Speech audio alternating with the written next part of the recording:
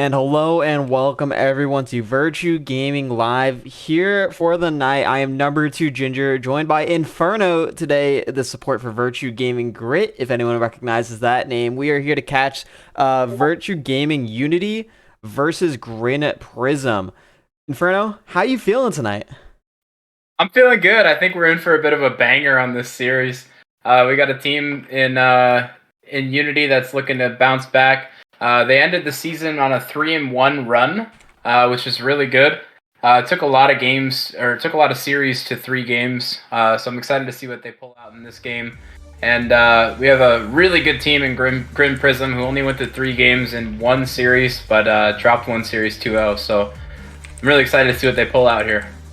Yeah, well, draft is underway, and bans coming out immediately. GRIN on red side, Virtue Gaming Unity on blue side. GRIN Prism is the higher seed. They opted into red side for game one. So GRIN's going to take away Viego. Virtue Gaming Unity immediately taking away Lilia and Tryndamere. And GRIN Prism is going to be using a substitute for game one. They are going to be using Wistfully in the AD carry spot instead of their main AD carry. Yeah, and these bans kind of expected. Lilia is a bit unexpected, but we have definitely a big Lilia gamer in Rondon Baby. It's his most played in solo queue. It's banned against him pretty frequently, so I expected them to ban something with a little bit more agency currently, but the Lilia is not completely unexpected as the Zillion comes out in the meantime. But I expect something like Ashe, Karma, those kind of champs to be pick banned in this series between these two teams. Yeah, I mean, as you said it, Karma immediately banned from Virtue Gaming Unity. No real surprises there. Been a big prio for GRIN Prism, and I know Unity likes to play it as well. Prism also taking away that Zillion, one of quality players' signature picks, who I don't think he's actually lost on it in the league every time he's gotten it, so that's been banned away a lot. While Terry also been drawing a lot of Camille bans. Curious to see if GRIN Prism is willing to ban that away, and if they don't, if Virtue Gaming Unity is willing to pick that early up in the draft, or if GRIN maybe wants to take it away. But last ban coming out is going to be that Camille. Yep. So Terry doesn't get to play his main, but Virtue Gaming Unity now with first pick. Let's see what they decide to go for. Maybe that Hecarim is the lock-in. Okay, I like this a lot. Already kind of showing their hand, saying, okay, we're gonna take probably the best jungler in the game, maybe between him and Xin Zhao.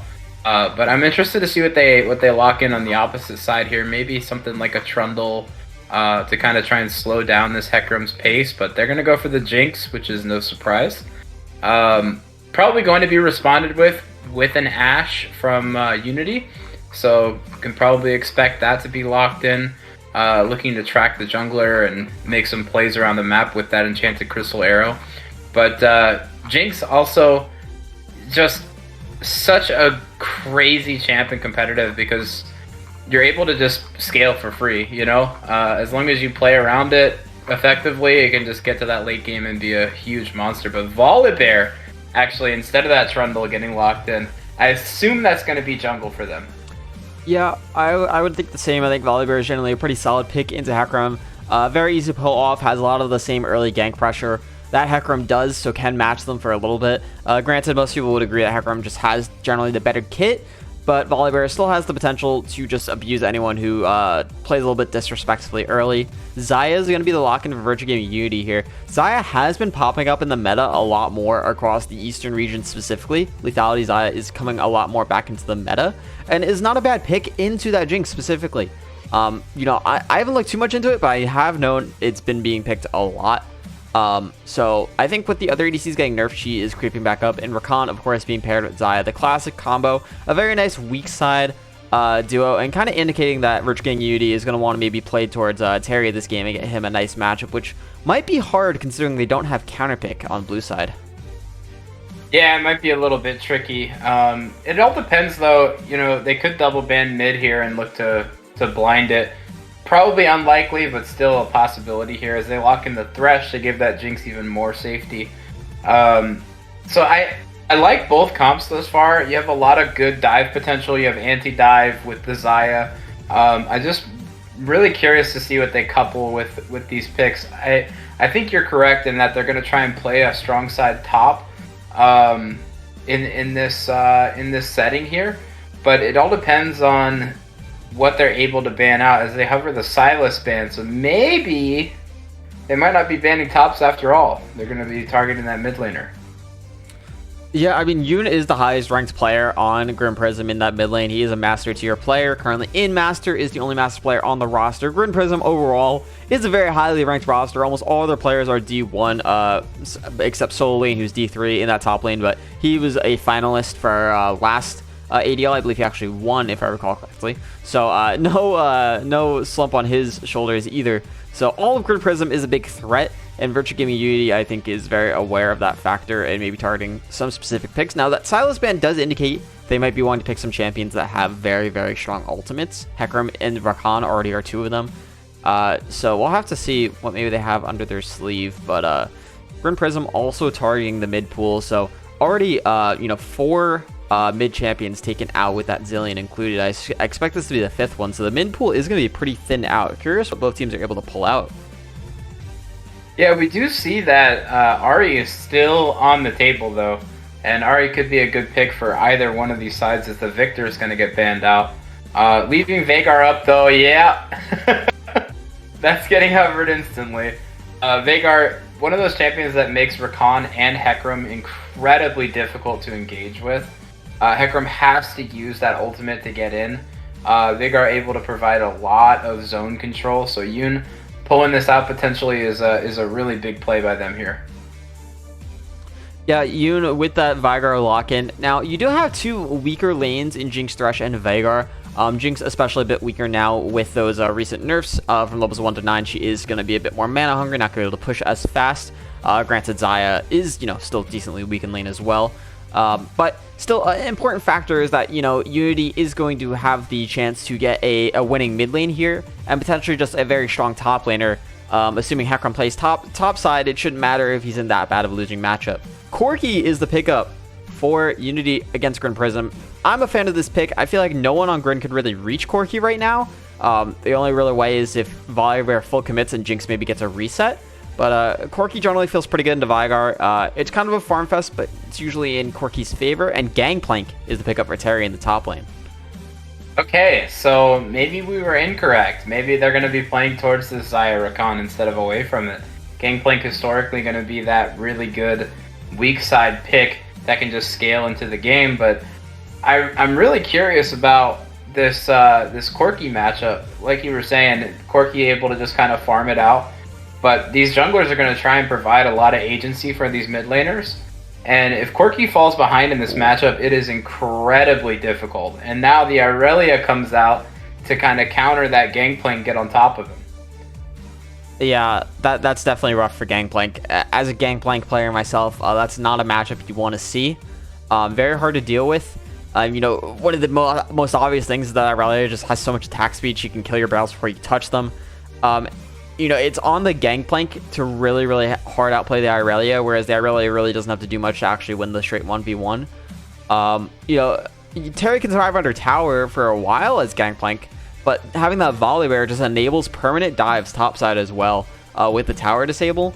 So this might be a really, really rough game for Terry, and I'm kind of worried that this Irelia might snowball out of control. Yeah, especially knowing that they're probably playing towards that side, locking this Jinx Thresh. An incredibly safe lane for them. Jinx just wants to scale. Thresh can sit behind and play Lantern. It is just like a really, really good draft from GRIN Prism here. I love the Irelia pick. I love that they're showing their hand right away. They're like, okay, we're playing towards this top side. We're going to camp this Gangplank and we're going to make him useless. But they do still have Corki, and now they actually have a champion that can get to Corki in that Irelia if she hits that ultimate on him or a stun or anything. So it's going to be interesting to see how these team fights play out, but I think that Veigar's zone control is going to be very, very pivotal for them here.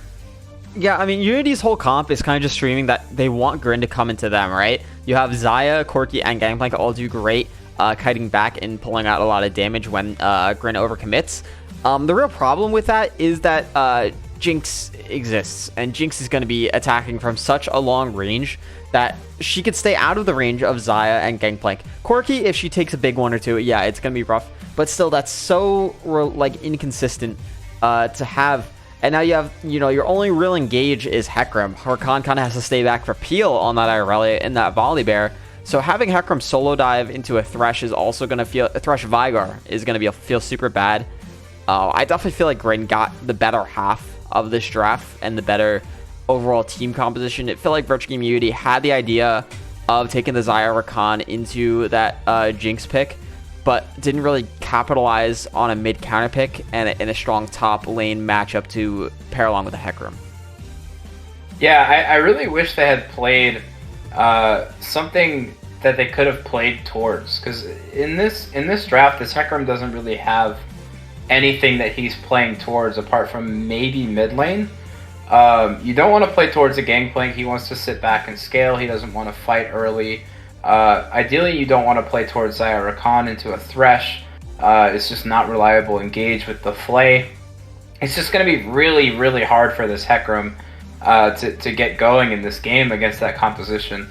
I'm a little bit worried about it, but again, Unity has proven to be a team that kind of thrives in chaos. So maybe we'll see just an incredibly chaotic early game where this Hecarim can get a bunch of kills and get going and potentially go and dive in a 1v3 situation and survive. But it's looking, I agree with you. I think GRIN definitely got the better half of this draft, and it's going to be all about execution for both sides here. Yeah, well, game 1 of the night, it is a best of 3, week 1 of Aegis play-ins. That means whoever wins this match moves on to playoffs, and next week we'll be playing for seeding. Whoever loses this match will be moving on to an elimination match next week before we head into playoffs the week after that. So a lot on the line for both teams. However, they do have a lifeline if they aren't able to pull it in tonight, but we still have at least one more game after this, no matter what. But we are going to take a quick break while we wait for the spectator delay to kick in. Don't go anywhere. We'll be right back with game 1 of the night.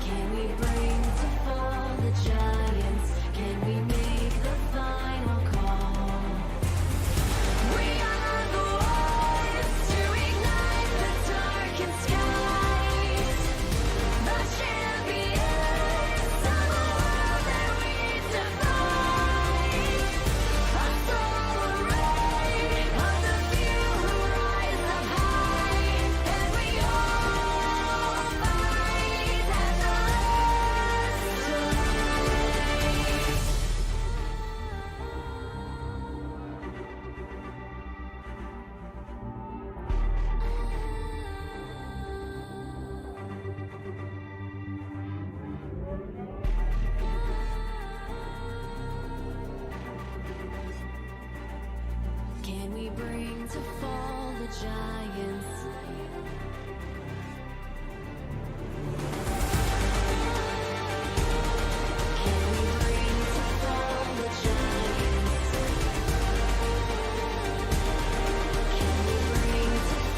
the giants?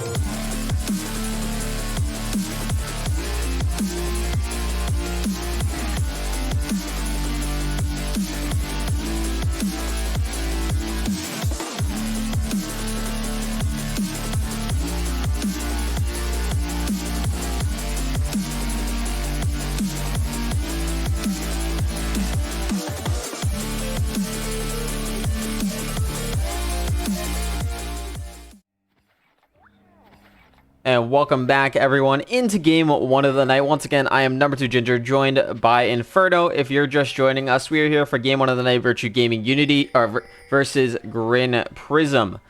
Looking into game one, both teams looking to get a dub in week one of play-ins. Inferno, what are you looking in the early game here? I'm looking for this Hecarim to be incredibly aggressive and trying to get invades and ganks in and try and get himself going and get a lot of gold in his pocket. I don't foresee a lot of early game skirmishes from these two junglers apart from with each other. I don't foresee Gangplank or Irelia or anybody really moving a whole lot during this early game. There's really going to be just a duel of these two junglers and just some trading in lane. That's really what I expect from this early game. Yeah, well, we're getting a close-up at skin choices here. Looking pretty good, looking pretty stylish. Directed camera is showing some bias towards Virtue Gaming Unity. There we go. We got a look at GRIN Prism. Some nice skins together. As they get ready to start blue buff, and junglers will be pathing opposite of each other this game, as we could pretty much expect. A lot of pressure going to be put on Terry this game. His previous Gangplank performances have not been very inspiring, so we'll see if he could turn that around this game. I mean, I think this game really is going to be decided by which jungler can push up the pace early and you get a lane ahead at this point. Yeah, I agree. I think it's going to be incredibly reliant on the support and incredibly reliant on this Irelia landing these stuns in the top lane, because I think Hecarim is going to really want to play through this Rakan here in the early game. I don't think he's going to be heading towards top side very much. Gangplank very much a weak side gamer. But, you know, we said it before, mid lane is just going to be kind of a farm fest this game. We don't expect much out of this lane apart from some small trades. It's really not going to be this kind of brawl that you see when there's two assassins or two bruisers or whatever the case may be. But Gangplank already crashing first wave into tower here too. Yeah, no, Inferno, you're a support player. How do you feel about Catholicus on Thresh here taking Guardian over something like a Glacial Augment? There's been, you know, this permanent debate about when you should take Glacial versus Aftershock versus Guardian. Now, I ask you that, but Wild Terry's immediately getting level 3 ganked here in a very, very awkward position. Was able to get the barrel, but he does not time the oranges correctly. Fighting inside a big minion wave, he's getting a lot of damage off with these minions. Puts off a lot of damage from his barrel, but not enough. First blood already going over to Solane, who has 0 CS. Yeah, he just let Gangplank push him in. He knew his jungler was pathing towards topside, just let him push the wave in, completely conceded that level 1, knowing that Gangplank has that passive that gives a lot of true damage and is able to get a lot of pokes. So he just stayed away, had enough HP to really pull off a gank, so really good. But going back to your previous point, I really like Guardian here. I think Glacial would have been fine, but I think he's more thinking about the late game and these quirky rockets and adding a bit more protection for his carries should they get hit by a stray. So I do like the choice in that regard, just giving them a little bit added protection against stray rockets. But the hook lands. Gank came up in the top lane again. Gonna be a flash away from Wild Terry. In the bot lane, though, some trades going back and forth. Wistfully did burn the heal, so some down there as Catholicus got the hook in. Bit of a early game action as we see Rondon really camping in the top side. It looks like he did burn Flash as well to get on Terry, so that is Flash's trade from the top and jungle position. In the meantime, Zohair invading the bot side of Rondon, trying to get some farm back. And looking, you know, pretty much like we expected for the early game so far.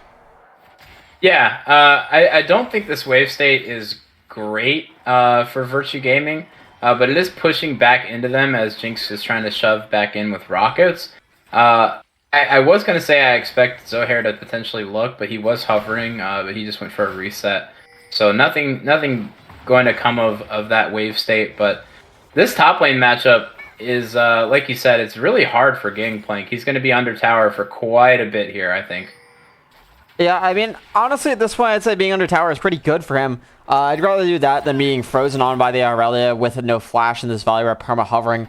I don't think he's going to die for a little bit, but the next big target is going to be that level 6 when Rondon's able to dive and tank the tower aggro away. Gonna be very hard for Terry to actually survive that. So that's my next big milestone. For now, he should be all right. You're glancing at the mid lane as well. Both of them even on CS. Both of them going for the tier build. Super Scale Viger did opt into the Predator this game, so he's going to be a bit of a Zoom boy and have some good engage onto the Xayah Corki. So we might see that factor in, but not too much else going on in the early game. Yeah, very uneventful. You know, like I said, we're not going to see a lot of early game skirmishes. These teams are both looking to scale as the cage comes, but yeah, just a lot of trading in the mid lane. You know, nothing too spectacular happening across the map. But Wild Terry's still sitting on no flash as we're approaching level 6 for solo lane. He should be clipping that relatively soon. But Rondon just clipped level 5, so we'll have a couple, maybe, like a minute and a half before that 6 is hit. Oh, hook comes down in the bot lane. Cathalda's looking for the Olin, has to flay away. Root comes in from Arch. Ignite comes down, no heal on Wistfully. Is that enough damage? It is. Ichirat gets the kill onto Cathalda's. Wild Terry dropped the Cannonball Arch in the 1v1 versus solo lane. Nearly took the victory. And there comes Rondon to save his top laner's life. So Wild Terry actually getting the best of solo lane there. And Virtue Gaming going to take a kill bot lane and take Ocean Dragon as well. Yeah, just a really well-placed Ignite by Ichirat. I think it was a bit of a misstep by Cathalda's to walk a little bit too far forward and get clipped by that Rakan W. But, you know, he was trying to be the aggressor. He was trying to set up a play for Wistfully to potentially get a kill. And it just didn't really work in their favor. And as far as the top lane engage is concerned, that's really just Terry using that passive to his advantage, and it's actually a ton of burst if you're able to get barrels with that passive going. Terry, a lot of damage on Rondon here. Rondon is going to have the blast plant to get over the wall, but goes down to 2 HP. However, he was able to get both camps in Zohair's top side, so Zohair's running up there now, and he's not going to find anything, and not really in position to trade the bot lane camps from Rondon. However, Zohair still has a level lead and a decent CS lead, so Tempo looking pretty good. Yeah, I think Zohair is doing exactly what he needs to do, just getting invades in and making sure that he is staying relevant in the farm department. You know Volibear is going to be ganking this top side, so he went for an early bot lane invade. It worked out in his favor. He was able to grab a couple of camps and get himself a lead as the sun comes through onto Ichirat. Not enough damage quite yet from you to be able to one-shot Ichirat. However, he is getting a little dancy here. Quality player is going to barely miss the actual blast right into the right way. Ichirat decides to go 1v3 over the wall. I don't know what he was doing there. And now Wild Terry just gets solo killed in the top lane. Solo lane dropped the Vanguard's edge, and it was just enough to take down Terry. So, Virtue Community with a bit of a questionable plays is going to put GRIN Prism in the driver's seat. Yeah, GRIN Prism got themselves into a great position there. I'm not sure if there was a miscomm by Unity there with the Ichirat play. Maybe he thought that Hecarim could have followed with his ultimate, or somebody would have flashed over. I'm not really sure where that came from, but I'm assuming it was a miscomm, given the benefit of the doubt. But solo lane up there in the top lane, grabbing that Vampiric Scepter, now has a bunch of sustain through Gangplank's burst damage. So once Gangplank gets that initial burst off, he's not going to be able to have the sustained damage to hang with solo lane, as we saw in that 1v1. Yeah, solo lane already at 2-0. Rondon has the ultimate and the flash, also hovering topside. Looks like Cathalda's is also coming topside here. So it looks like GRIN Prism wants to set up either for a top lane dive or for this Rift Herald. Zohair hovering in this bot lane, maybe looking for a lane gank into the bot side. Wistfully playing super respectfully back under his tower. It has both sums. Rift Herald being started up now. And we'll have to see if Zohair is able to make something happen in this bot side. While Terry is frozen on, drops the cannon barrage to break the freeze. And he's not having a good time. Yeah, that's just really suboptimal. You hate to see that. Having to blow the cannon barrage just on wave to get it unfrozen, and solo lane's going to be doing that, you know, throughout this lane phase. It's so hard for Gangplank to play in that matchup once he's behind. So expect to see a lot of freezes up there. Expect to see Terry trying to take jungle camps to stay relevant. as now Rondon potentially looking on him. Yeah, Rondon gonna get the stun. Wild Terry eats the orange, is gonna walk that one out after a few slaps. And looks like Solane still has a freeze in the top side as well. That Camp Barrage wasn't enough to break it. Wild Terry gonna try to contest these wolves. Rondon going to wisely run away as he was getting collapsed on. This whole time, Arch and Ichirat are pushing in the bot side. We're able to get 3 plates for themselves, but that was split between Arch and Ichirat, so not as optimal gold placement as you want. You really want all of that gold on Arch. So looking pretty good for GRIN Prism overall with the gold trade across the map. Just playing for this Irelia and constant pressure in the top side. Yeah, it's really interesting to see just how wistfully is playing this lane, because his support was gone for a hot minute. Still only 10 CS down, staying under his tower, playing safe. Lost three plates, as you said, but not really mattering that much as he's just looking to kind of scale into this game. If we could take a look at the gold differential between these 80 carries, I'm sure it's not. Yeah, it's 600. It's pretty. It's pretty significant for this stage of the game, but in the grand scheme of things, pretty insignificant, I would say. Yeah, I mean, Arch is going for that lethality build, so he already has the Eclipse built, where Shank's still just staying on a pickaxe in the boots. So for these early fights, like this Dragon coming up in 15 seconds, Arch is going to be much stronger than Wistfully. So the early spike is going to be very helpful here, and it looks like Virtue Gaming Unity is going to prepare for that second Dragon. So they're, you know, considering how far behind they are topside, it's very good that they're still answering with these Dragons as they should properly. And they're going to have that win con that eventually GRIN Prism is going to have to group up and answer. Yeah, unfortunately, it's not going to be a Hextech soul for them. That's Infernal. We take those. Infernal's a good soul. Oh, package coming in the mid lane. McQuality player immediately gets stood up. Has the bone plating though to survive all the damage. Dodges the Q from Yoon. Yoon still has flash available. Is going to flash into the bush, but here is Zohair with the devastating charge. Is going to take down Yoon for a nice 2v1 kill in the mid lane. That was an incredible cage. That cage was actually just perfectly placed to get the stun right out of it, but it just didn't matter. Quality player having that damage from the package coupled with the rockets just barraging Yoon. And Zohair being in the right place at the right time is the hook playing spot. Looking for the ultimate. Doesn't get the knockup as Cathalda's had a very nice flay. Stun doesn't come. It does come through on Wistfully, but Arch taking so much damage, has to drop the Feather Storm, but the ultimate comes out. Cathalda's takes down Arch. He took one too many tower shots, and now Ichirat looking back onto Wistfully is going to be able to trade a kill over, but it's still a 1 for 2 in the bot lane. Up in the top lane, Wild Terry's going to go down into the dive. Zohair wasn't able to save him even after the onslaught of shadows. So a cross map victory for GRIN Prism, going up 6-3 in kills. Yeah, GRIN Prism making a cross map play. Obviously didn't have the jungler down in the bot side, but did not matter. We saw an incredible flay come out from Cathalda's to really gut the engage that Ichirat was looking for. Had Ichirat landed that knockup, I think the fight goes a lot differently for Virtue Gaming there. But obviously the flay kind of being the agent there to shut it down. But Wistfully did only pick up one of those 2 kills. The other one, even though the rocket came through, the Ignite actually secured that kill for them. So not all in all a terrible event for this bot lane for Virtue Gaming, but you know that is a big Irelia at this stage of the game. Yeah, I mean, just look at items across the board here. You have Aurelia with the Blade Rune King and full boots compared to a Gangplank with a Sheen, Bramble, and Lucidity boots. That doesn't feel that good. Especially being forced to go Bramble on Gangplank. I'm pretty sure you should always go the Executioner's Calling, but he 0-3, 92 CS, playing low econ. Even Zohair 1-0, but still sitting on Sunfire Cape and his cloth armor compared to Rondon, who already has a full turbo chem tank plus components into his second item.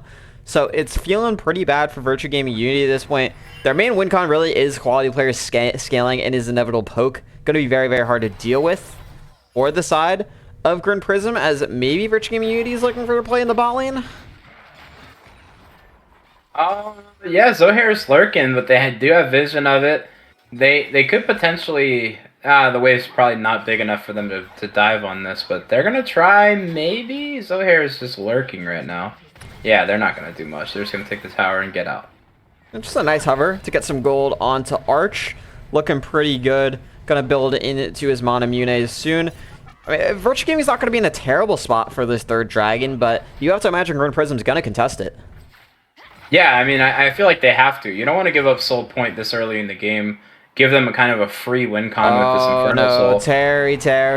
There comes the stun from Rondon. The oranges come out onto the stun, but it's not enough as he gets slammed down from the combination of Rondon and Yoon. Another kill going over to the side of GRIN Prism. 0-4 now on a wild Terry. Yeah, Terry not having the best game of his life here, but you know, it's not you know, it's not the end of the world, right? This is a composition that is supposed to scale in. You have a Corki, you have that late game agency, you have the Gangplank potentially should he get going at any point, given an option to farm. You know, it's not all doomed. They're only up 2.5k, 16 minutes in. You still have that Dragon win con should you go to try and fight around it. Dragon now spawning in 45. We can expect both teams to look at this. I think we're going to get a big team fight, and it looks like Jinx is going to back. We'll see what items he's able to pick up. He's going to get the Zeal, so definitely a decent spike now with that Gale Force Zeal locked in. But we do have TP from Terry. No TP available for solo lane as he's just walking down towards that bot side. So if a play does get unlocked, expect to see that teleport come through and a straight up 5v5 brawl over this dragon. Yeah, the big thing here is no package yet for quality player. He might be going back and grabbing it now. I believe he is. So if he has that for this dragon, it's going to be a very, very big deal. Gualtieri still has TP in the top side. Cathalda's gonna find the hook on Itchy Rat. The engage is coming off. He goes in, but he doesn't have any follow from his team. Gets rooted up now. Here's Zohair on the side. Gonna get the devastating charge. There comes the cannon barrage. Cathalda is just gonna go down. Quality player is here. He has the package. Doesn't commit quite yet. Itchy Rat gets stunned up, going pretty low. Rocket comes out. Not gonna hit the target you need. Now the dragon starting up. Here comes the TP from Wild Terry. Mainly just gonna be for zone control. Started up now by Virtue Gaming Unity. Again, still has the package. Half HP. Looks like Virtue Gaming Unity is just going to take the dragon and walk away with it, as GRIN Prism does not want to walk into a 4v5 versus that package on quality player. So nicely played by Virtue Gaming Unity to punish Cathaldus and pick up the third dragon. Yeah, so now you're sitting on Soul Point. Now you have a clear win con with this Soul coming up in about 5 minutes. This is best case scenario for how this game has gone thus far for Virtue Gaming. They really want to be on Soul Point, and that was just an incredible Oh, there catch comes the out. package into the mid lane, looking for the play onto Wistfully. Only Shadow comes in, gonna take down Rondon. Wasn't able to flash or use his ultimate away. Quality player is a maniac, goes forward, is able to flash away before Yoon was able to pop his own ultimate. Solo lane now with the flash. 3-man Vanguard's Edge gets one, gets two. Itchy Rat's able to run away, and it's going to be a triple kill coming out to Yoon after a huge play from solo lane. Unfortunately, Baron is not up yet, but is at least mid lane tower going down. Wow, solo lane able to come in late. You know, they had no idea the Aurelia was, or where the Aurelia was on the map. Not quite calculating how much damage he was able to put out with this Blade of the Ruined King build. And able to land a crazy ultimate into a stun onto 3 members. Just a really, really well played course of events for GRIN Prism to kind of make up for that dragon loss. Yeah, and the big thing for Virtue Gaming Unity now too is that quality player is not going to have package or flash for this next dragon. So it's really going to be questionable to actually even try to contest it. It might just be better off to give that one to GRIN Prism and contest next when and try to save all your stums and your package for that. Yeah, I don't know if they're gonna just give it. I think they're really pushing to get this soul. I'm not sure if they're gonna concede it. It's hard to say. With how this game has gone thus far, you know, if a pick is found, maybe they look for it. But I think you're right. I think the right call for them would be to give this up, this next Drake, and fight for the next one. But we'll see how that actually pans out, as now we have a few members looking up towards this top side. Yeah, everyone on the map in the top side right now have around this Baron spawn. All eyes on Yoon right now. 5-1, 400 gold bounty. Has the stopwatch in his inventory, building towards the Rabadons. Once he gets that item, he is going to do so much damage, and he is going to be a major problem for Virtue Gaming. Quality Player has the Hex Drinker to prevent some of the damage, but every other member is just kind of going to get blown up. Mm-hmm. Absolutely. Once the death cap spike comes through for Veigar, that's when Veigar becomes a problem. I've played a lot of that champion this season, and I can say from experience that that 2-item spike is absolutely massive. As now we're looking on Wild Terry Terry getting all in the bot lane. Vanguard's Edge comes out, putting out some trade damage with the barrels. Is able to flash away from the last Blade Surge, get out with his life. But another crucial summoner taken down before this dragon spawns. Yeah, now I think you have to give. There's no avenue where you look for this next dragon. Even if you're sitting on double TPs, you have no package like you said. Sums are down. No flash on Quality Player. No flash on Terry. It's really tricky. As now Zohair looking onto solo lane here. Zohair getting a bit aggressive. Solo lane's gonna miss the stun, but Arch is flanking as an AD carry. Is going to drop the Featherstorm to get away.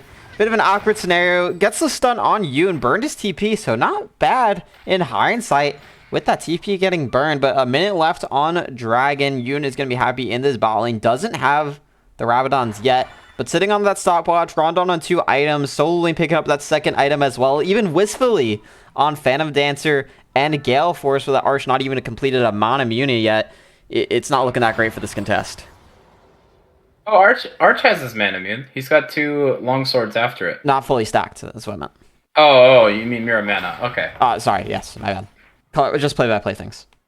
But we do have a lot of cooldowns available for GRIN Prism here on this dragon. I really hope that VG doesn't go for this. It looks like they're not. They're going to maybe try to punish topside instead and dive solo lane? Solo lane knows they're here. He saw him on a ward. He wants to stay. He wants to fight this. Respect the hustle, honestly. Gets 3 stacks now.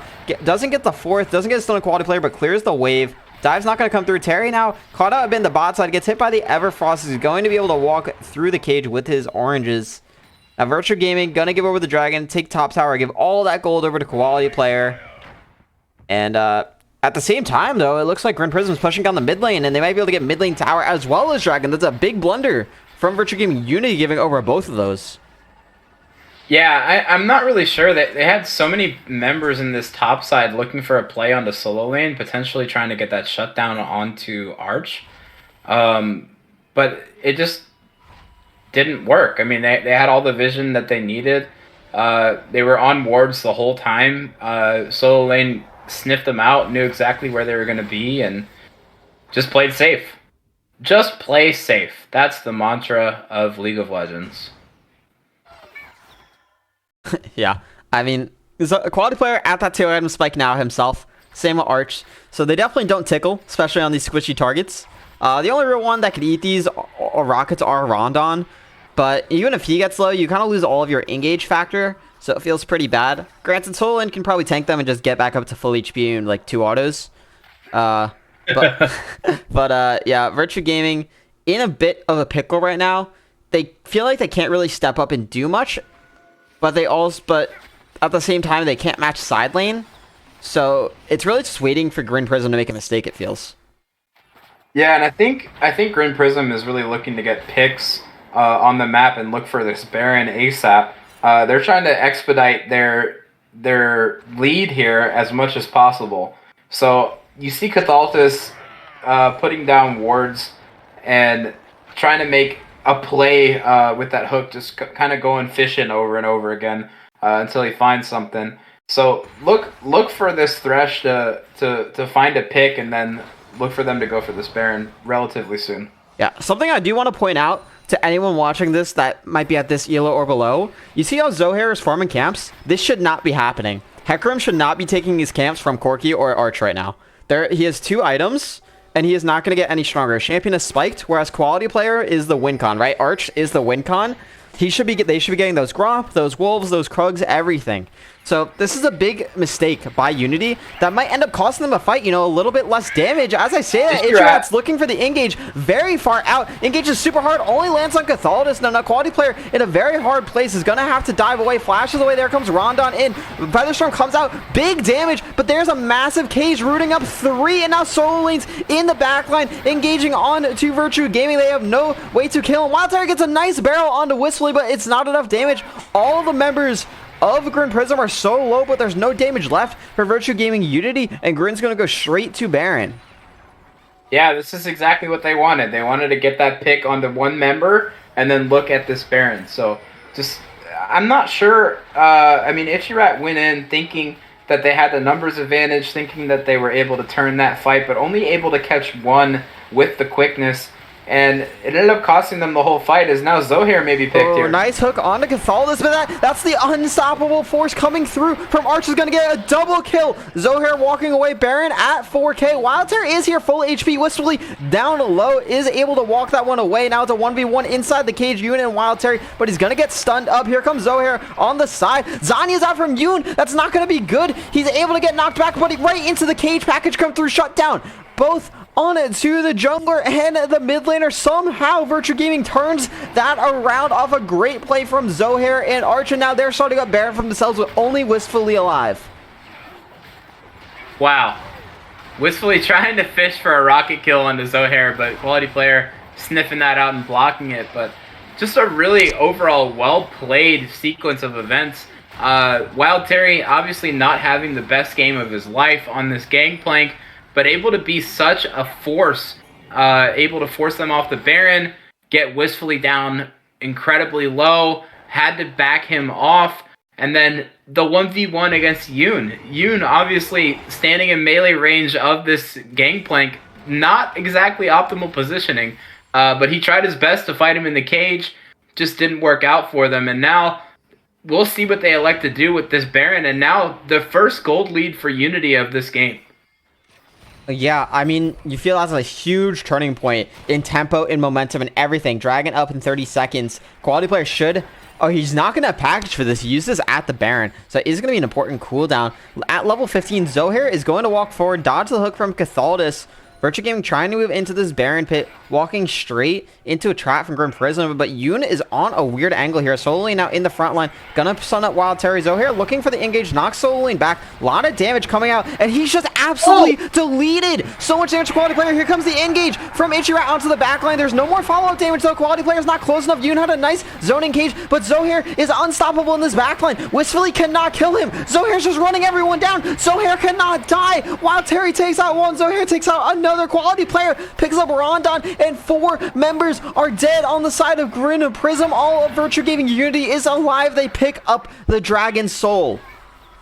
Wow, and that soul is absolutely massive for this Quirky. He is going to be putting out so much damage. We saw already how much damage these rockets are able to do. We saw Solo Lane get absolutely deleted by the big one. And now Virtue Gaming Unity in full control of this game.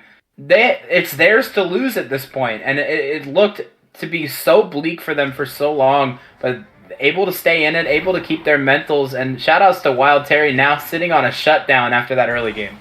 Yeah, you kind of feel like Zohair is just too hard of a force to be reckoned with. I mean, Wistfully has like probably the lowest damage build you can go against the Hecarim with Gale Force and PD, so no LDR in there, no Kraken Slayer, so Zohair really just gets to run amok if Catholicus isn't able to lantern Wistfully into an optimal position, and Rondon is just completely fallen off as well, down 2 levels. Along with the Cannon Barrage on top of them, it's just such a menace to deal with.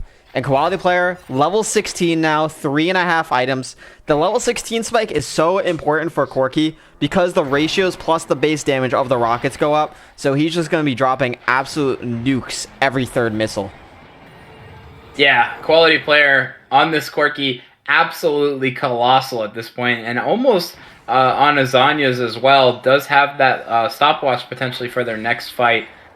We see the Baron spawning in about 3 minutes. Elder's going to be the next kind of flip that we're looking at.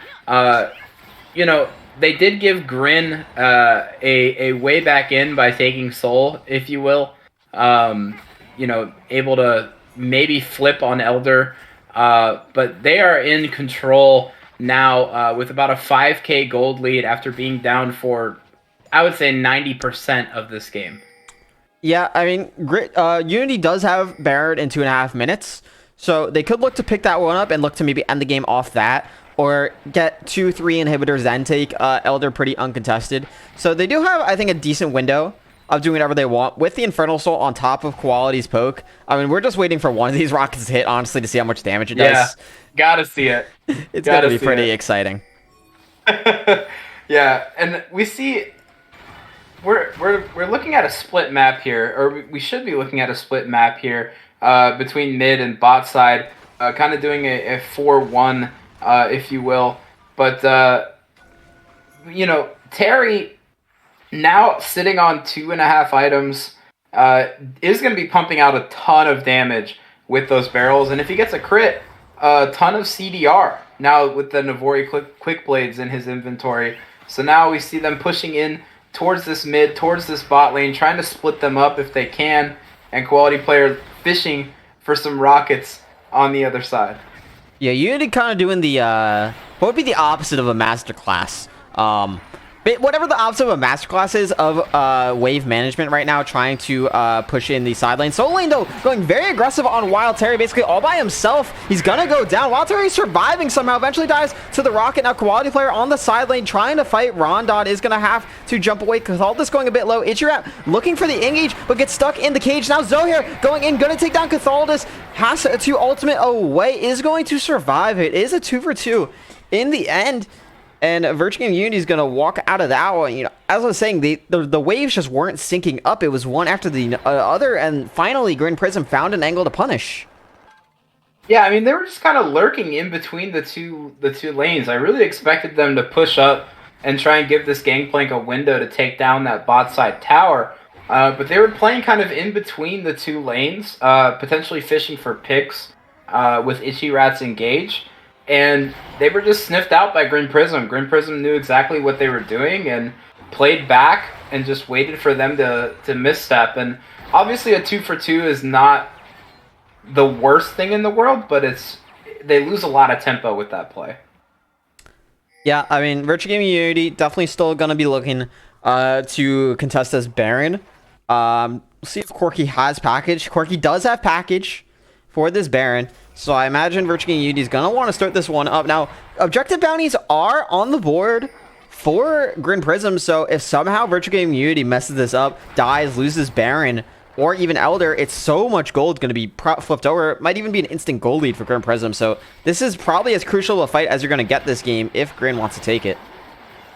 Yeah, we see them trying to push out mid. It looks like they're going to give up this Baron and look to contest on this Elder Dragon instead. They know that the package is going to be going out relatively soon. They don't want to fight around it. Smart play by them, as now, like I said before, this flip on the Elder, if they do elect to flip it with these two junglers, is going to be a huge deciding factor in this game. Yeah, I'm surprised Virtua Gaming Unity didn't send Terry in the top lane there. They had the wave pushing in. Attracting either Yun or Solo Lane up there would be a huge win for them, as they're just big team fight threats. So I think a bit of a misplay of macro, kind of just forcing this 5v5 here. You can see even on the minimap, that stacked top wave in the side right now would be a free inhibitor with TP up. But it looks like we're just NAing this. Huge poke coming out from Arch onto Wistfully on the pullback there. That's going to be so much immediate poke, and Wistfully can't heal that up. He doesn't have any wards, any little healing cones to get that up. So he is going to slowly sustain from the red buff. Now it looks like Predator Pop from Yoon. Gonna move forward, start up the Elder Dragon. Ichirat and Arch are kind of isolated. Wild Terry on the side lane here. And it looks like in the mid lane, Quality Players pushing in huge. Barrel comes out, Cannon Barrage. Wistfully solo. Gonna get solo killed by Ichirat. This whole time, Quality Players ending the game, by the way. Somehow, GRIN Prism has to get back to base, but they're just getting wiped. Quality Player doesn't care about the fight. He wants to win the game and take down game one. Solo lane is the next target. Cathaldus, the poor man, gonna flash over. Gets hit by the unstoppable force, and Cathaldus going down this whole time. Quality Player with Giga Chad pushing in the mid lane, gonna take down game one for Virtua Gaming Unity. I would say, wow, a really clean game one, but there were a ton of missteps on both sides. Obviously, Virtue Gaming able to pull it out. Quality player pulling out huge on this Corki, 343 CS, ending that game pretty much solo while his team looks for a fight around the dragon. But, you know, this is a momentum game for them. You know, this is a best of 3 series. When you pick up a game one, you know, looking at something like this in this game, the way that they were able to bounce back, the way that they were able to crawl back into the game and get themselves in a position to win is really going to prove to be instrumental in this series. And I'm excited for this game too, and what kind of adjustments are made by both teams. You know, I'm going to say it. Let's not pick Gangplank, guys. I know you won both games with them, but I'm pretty sure Terry went like a combined 0-12 in the both games in laning phase. So I know we like make the game hard, boys, but let's not. Let's just, if we're gonna pick weak side, let's just do Gragas, let's do Ornn. Very good champions. I heard they do very, very well. That's what I would like to see instead of seeing Terry getting bullied all game. But granted, it seems like it's a bait to die Terry because this man is just a rock in the top lane no matter what you do. Yeah, I mean Terry was just getting spam killed up there in the top lane and able to get himself back in a position where he had a shutdown by the end of the game. So I think he was at 1.0-4, ended that game, I think 4-4 or 3-4, something like that. So able to crawl himself back in and actually be a factor. But you're right. I think Gangplank is not the play, guys. Maybe something like Poppy. You know, Poppy's a good champ. Poppy stops a lot of dashy guys. You know, maybe a Poppy will be a good champ. Yeah.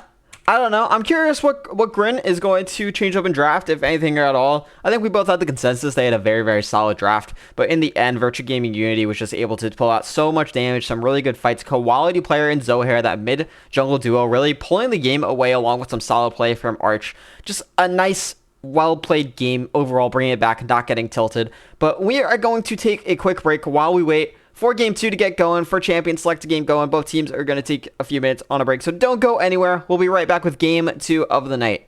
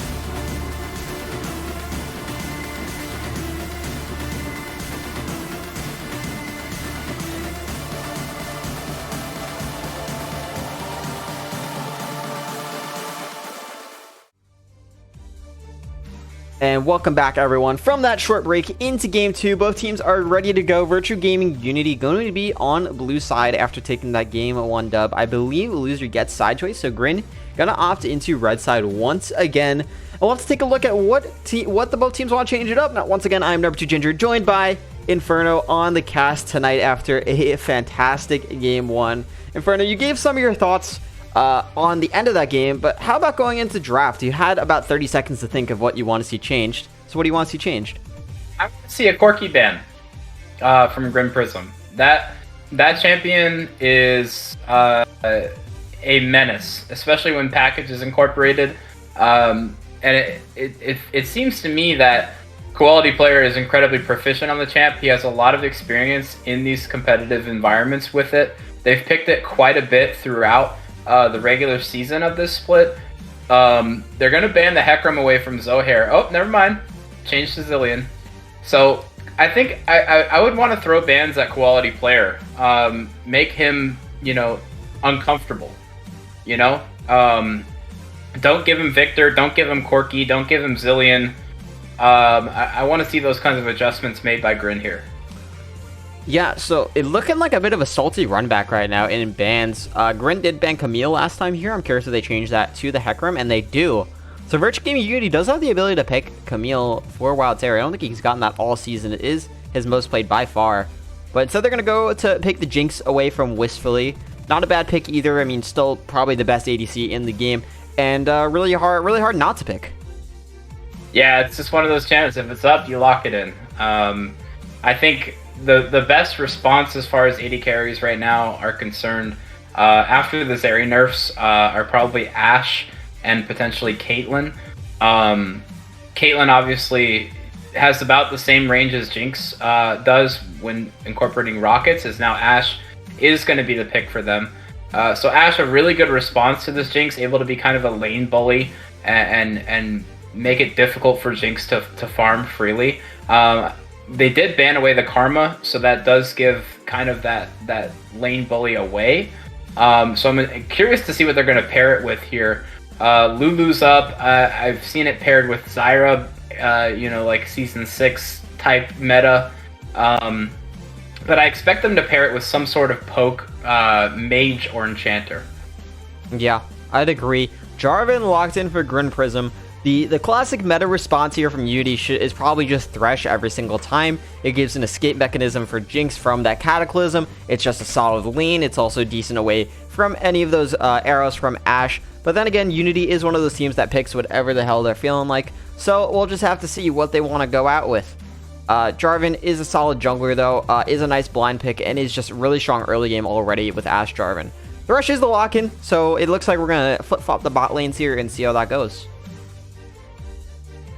Yeah, I mean, we see the Thresh locked in. I really am hoping that they pick something that gives this Ashe agency in lane and is able to poke this Jinx out. But obviously with Thresh, it makes it a little bit more difficult to lock something like an Enchanter. Obviously, historically, Hook Champions are the pick into Enchanters as Camille. Okay, so this is the first time we've seen it this entire split.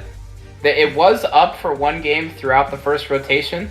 And they didn't lock it in, so this is actually the first time we're seeing Terry's Camille during the split. I'm not gonna lie, Inferno, this is kind of a Blitzcrank angle. This is a huge Blitzcrank angle. This is the one of the most massive Blitzcrank angles I've seen. It gives you so much lane bullying. Oh, it's Zyra. Is that Yes! Cathaldus is a Zyra main in solo queue. Big fan of that champion, so I'm not surprised he locked it in. But just look at Jinx and Thresh both get absolutely destroyed by Blitz, and Camille is also one of those champions that doesn't have a good time into Blitz. But yeah, Zyra locked in from Cathaldus. That's kind of his bread and butter champion when he wants to kind of carry the game. He's most comfortable on. And like you said, it pairs really well with Ashe. I mean, that's just a really, really annoying lane. Thresh is going to have a hard time hooking because the plants block it. And it's just kind of, putting the test of meta versus comfort.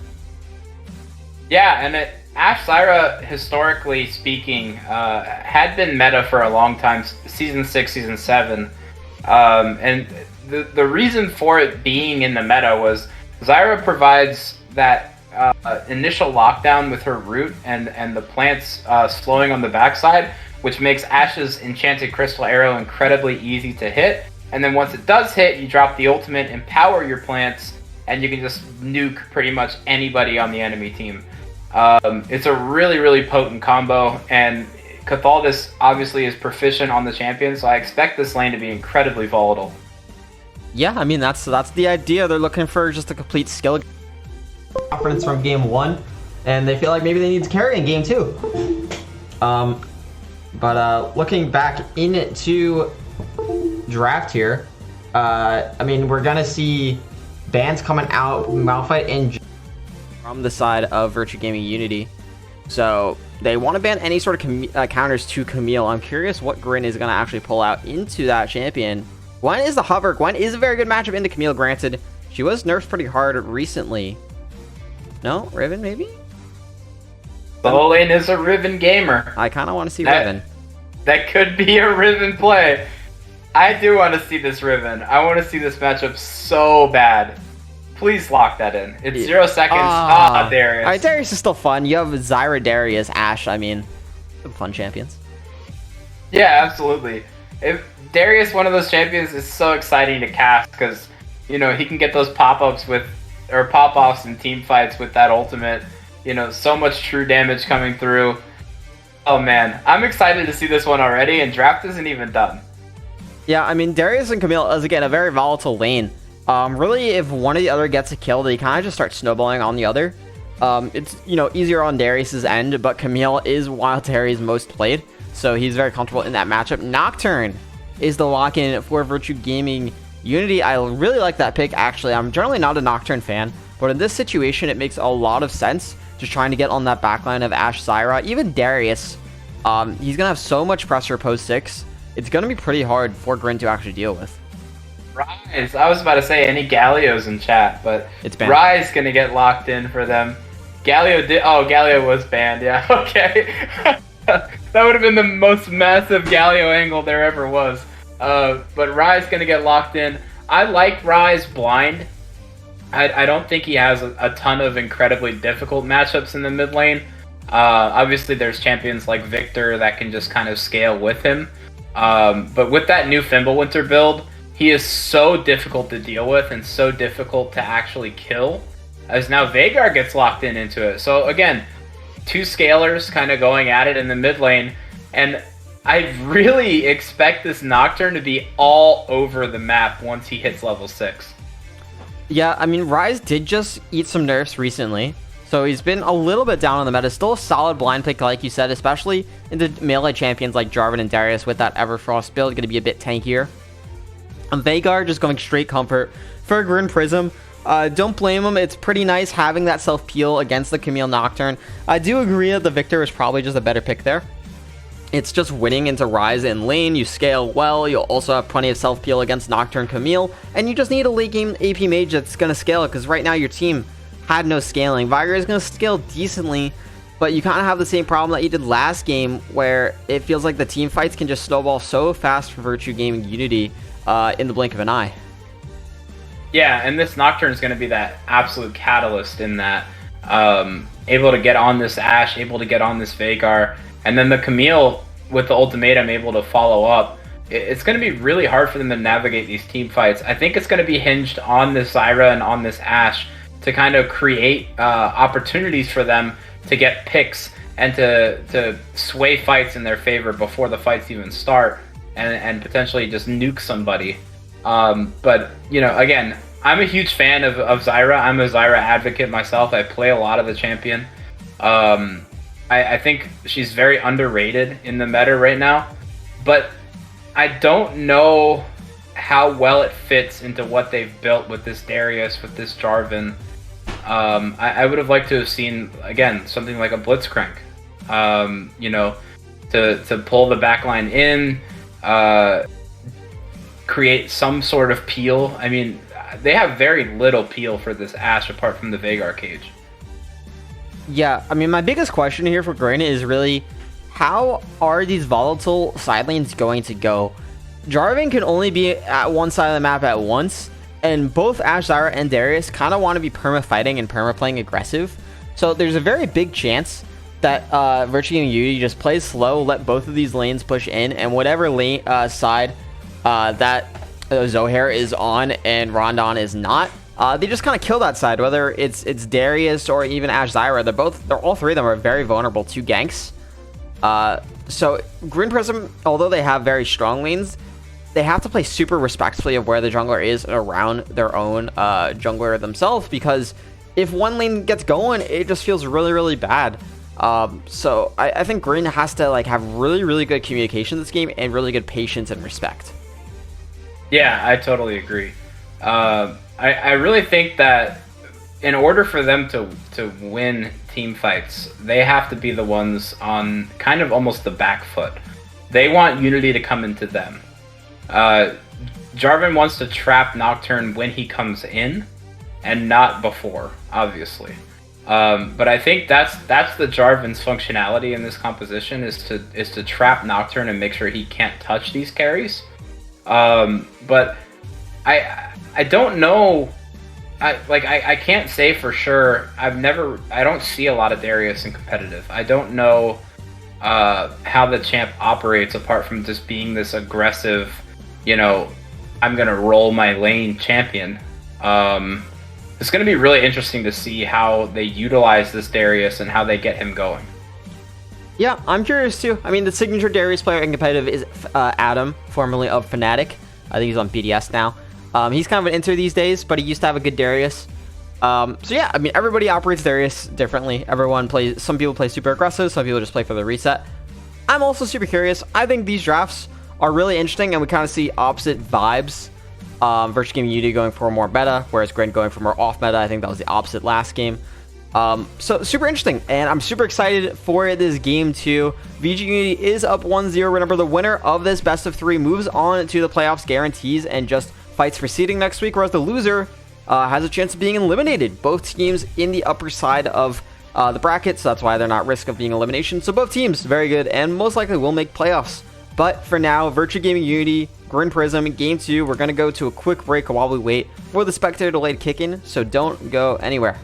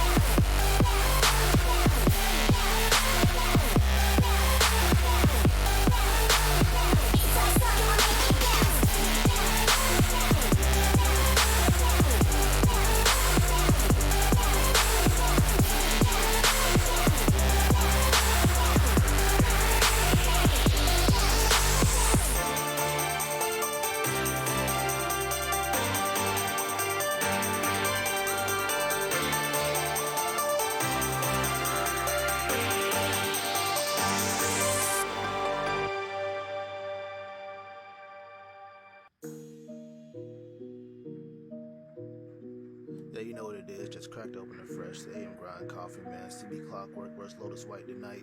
We gotta get ahead, cause if we neck and neck, then Necrox wins. You dig? Look, I love Tuesday night cause I get to watch Necrox get carried in multiple ways. Will it be 5 streaks babysitting them? Maybe it's Alucard making some plays.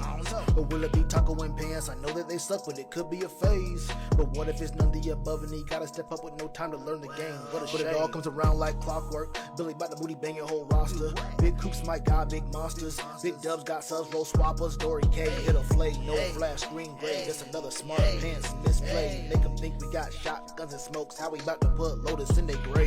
Clockwork finna win 3-0. AM grind got us playing like a cheat code. All on speakers, big facts, no memes, bro.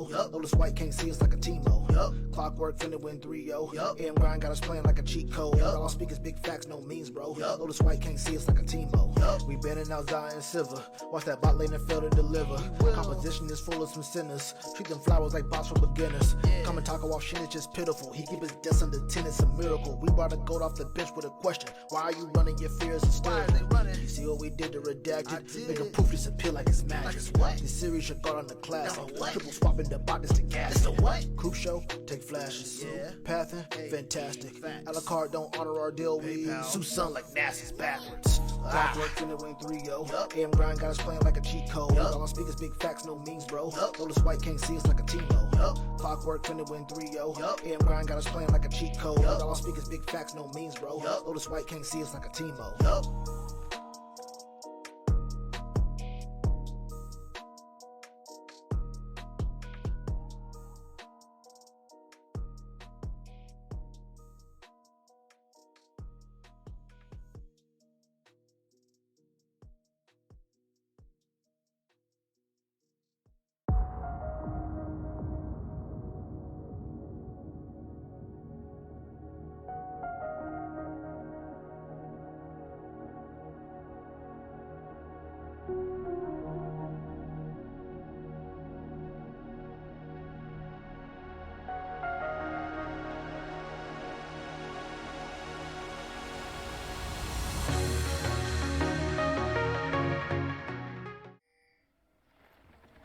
And welcome back, everyone, into game 2 of the night. Hopping in. Once again, I'm number 2 Ginger, joined by Inferno on the cast on this lovely Tuesday evening. Inferno.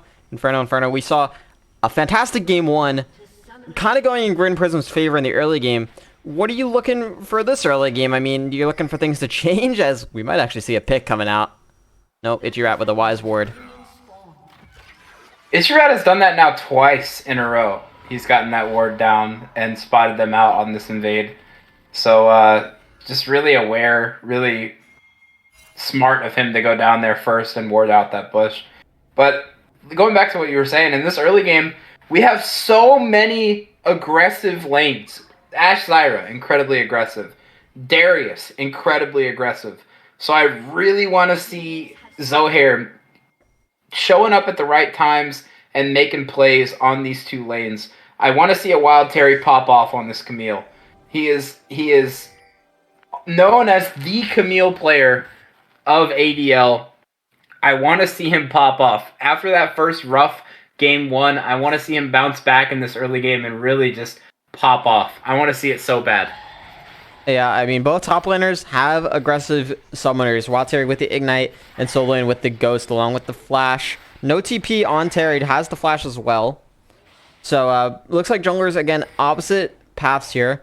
Rondon going towards that bot lane, whereas Zohair going towards the top lane. So, Soul Lane is going to feel a bit of a pressure. And like I said in the champ select, we have to see if he can play respectfully towards the jungler.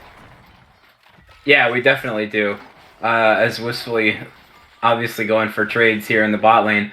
But yeah, I want to see Terry and I want to see Soul Lane duking it out, as now Terry taking a pretty favorable trade already. But I want to see them duke it out up here. I want to see Zohair give Terry some agency. Obviously, last game almost completely ignored by the jungler on that weak side gangplank. I want to see him put on strong side on this Camille. And see what he can do with the game, you know? I want to see him take over this game and just be a complete force on this Camille. Yeah, I mean, if we can get Terry ahead here, it's looking pretty good for Unity, considering Quality and Arch will be perma-scaling on this Ryze Jinx.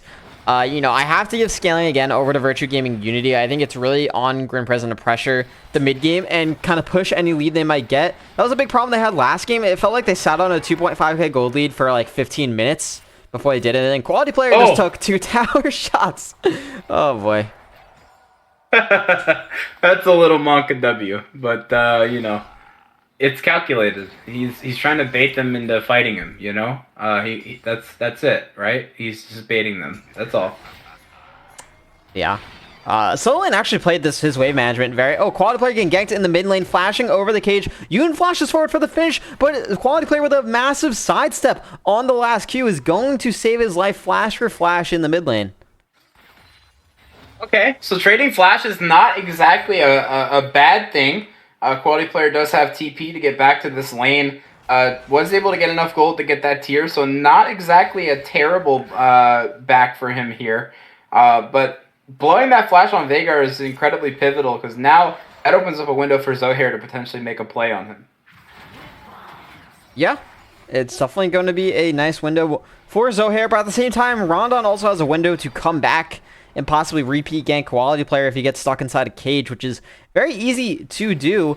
Yun did take Electrocute this game instead of Predator, so I'm curious what, you know, every player usually has a little bit different reasoning of why they take different runes for different games, so I'm curious why he took Electrocute. I'm assuming this game he felt more like the enemy team's coming into him, so he doesn't need to go into them, which makes a lot of sense. A lot of very aggressive plays going in bot lane, Hook and Root barely missing. Yeah, Cathaldus may have gotten away with murder there. That hook could have tethered to him very easily, but tethered to the minion instead, so gets away with it there, but he needs to be super careful about overstepping, because you never know where Zohair is going to be. Zohair now pathing towards that bot side, trying to clear these two camps. I'm curious to see where these hawk shots are going to go now that Ashe is level 4. There it goes, and they will spot out Zohair with that. So, really good Eve there. I think a lot of times when Ashe is played in competitive, you have the jungler calling out where they want that hawk shot to be, so the jungler can effectively track. So I'm assuming that's what's going on in comms, and they spot him out on the Krugs. As now, Rondon clearing some vision in mid. I want to see a play made around this mid. I want to see something happen. 2 mids with no flash. I want to see the junglers there. Yeah, I mean, again, I think the initiative is on GRIN Prism to do something here. I mean, Virtue Gaming is completely happy just sitting back. They have a lead in farm pretty much, in the jungle, and they're even in their losing lanes. So it's looking pretty good for them. They're chilling. They're waiting for this Jarvan to make an aggressive play, and that's kind of what Jarvan has to do. He has the window until Zohair hits that level 6. Then Zohair kind of starts getting the pressure, but nothing really yet from Rondon. Yeah, I expected this Jarvan to be kind of spam ganking in the early game, and we're just not seeing it. He's just content with farming it out against this Nocturne, which I don't think is the right call. I want to see him, moving around this map. I want to see him making a play with this Veigar on this vulnerable Rise, as now they're looking onto this Drake. Yeah, I mean, this is a bit of an early game aggression, getting a Dragon going, getting some early stackage. So we'll see what the second Drake is. Maybe get a Hextech Drake. I'm assuming, like myself, you're a big fan of getting the portals on the map and seeing people just fly across the map. Absolutely. Infernal will be the second Drake, so there is the chance. There is the NA Prage. NA Prage, indeed. As Solo Lane Solo Lane gets the hook onto him. Soul Lane gonna have 5 stacks here on Terry. Terry actually dodges the last stack. There comes the dunk coming through, but it's not enough damage. Terry played that fight beautifully and gets the first blood onto Soul Lane almost all by himself. Zohair with the drive-by assist.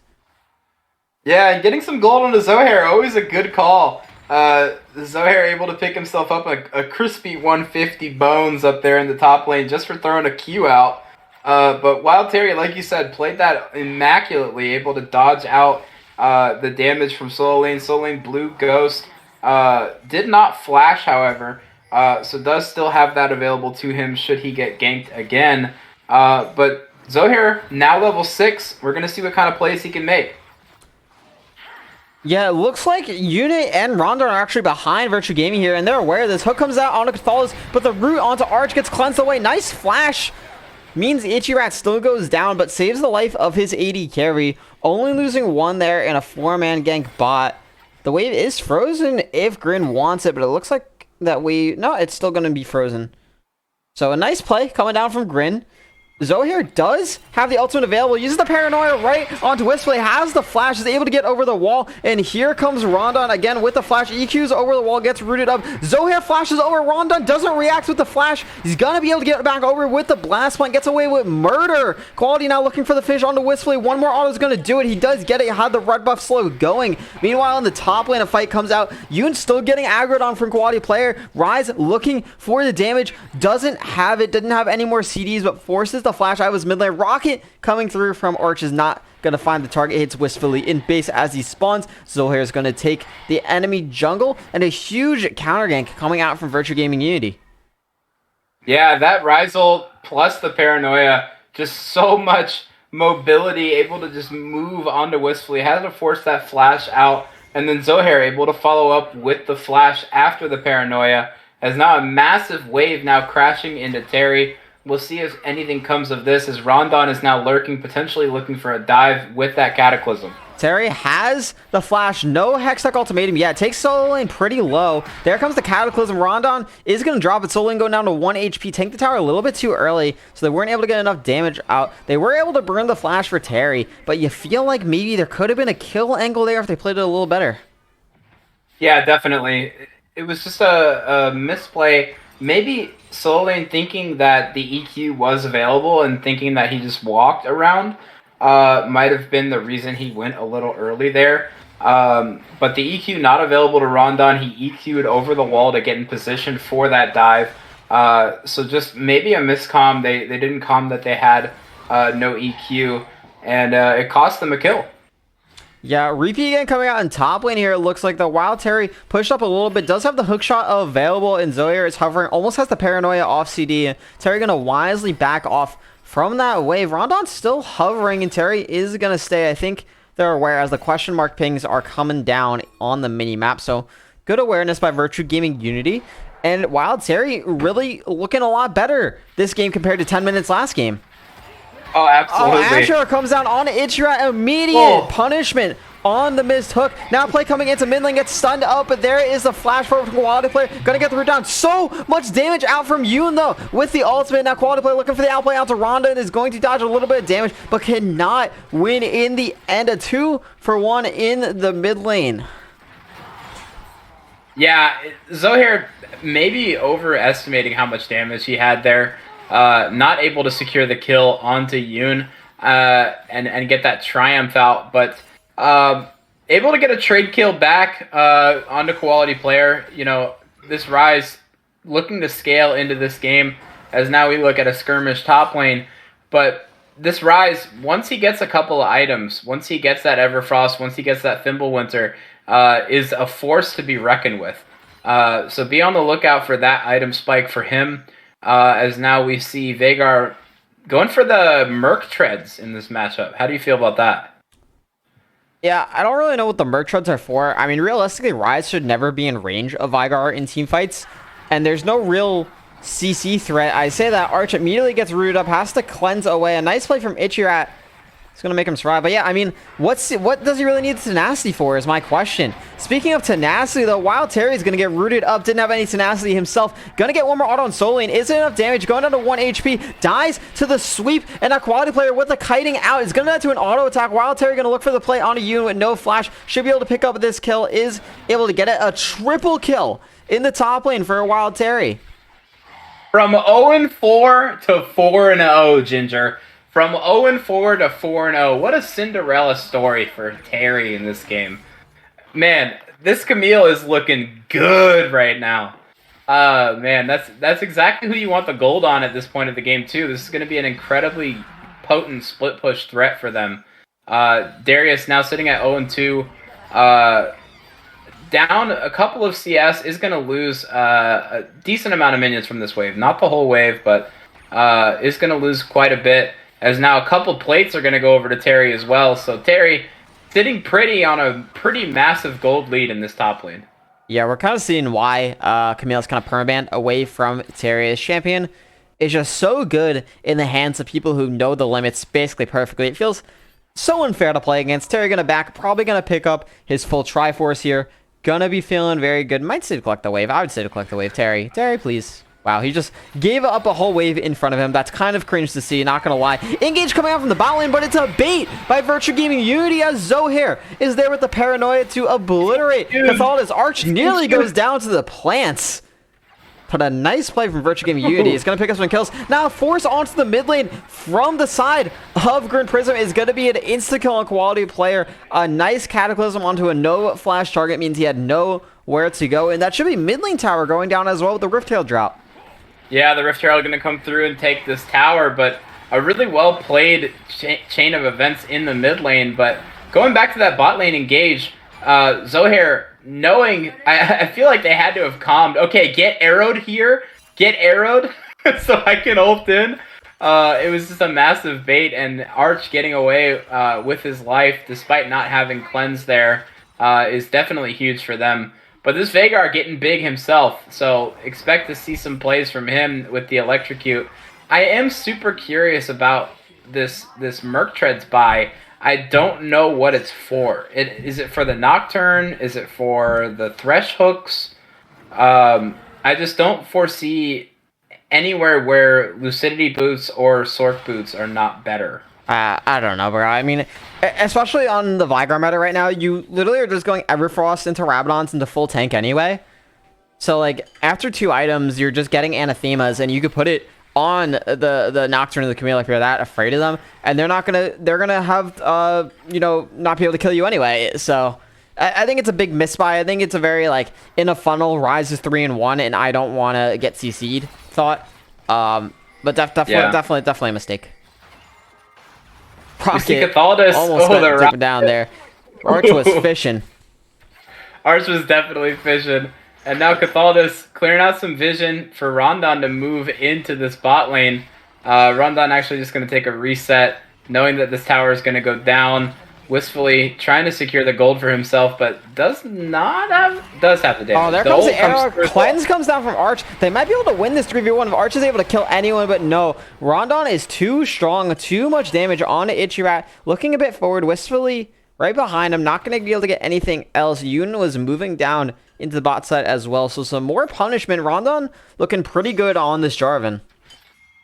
Yeah, I'm surprised to not see the stopwatch coming through from Ichirat to try and stall and potentially get Arch a kill on the backside of that, as they were both well within range of getting rocketed by him. But yeah, I'm not really sure about that one. Maybe just saving it, thinking, oh, I'm dead anyway. But yeah, this Jarvan is very large now. He's going to back and probably buy a full Gore Drinker. So he will be a force to be reckoned with as this game goes on. But now we see a play happening in looking mid. for a fight in the mid lane, is going to jump onto different targets. While Terry's looking for Wistfully is going to get him. In the meantime, Cathal is taken down 1v1 by Zohair under the tower.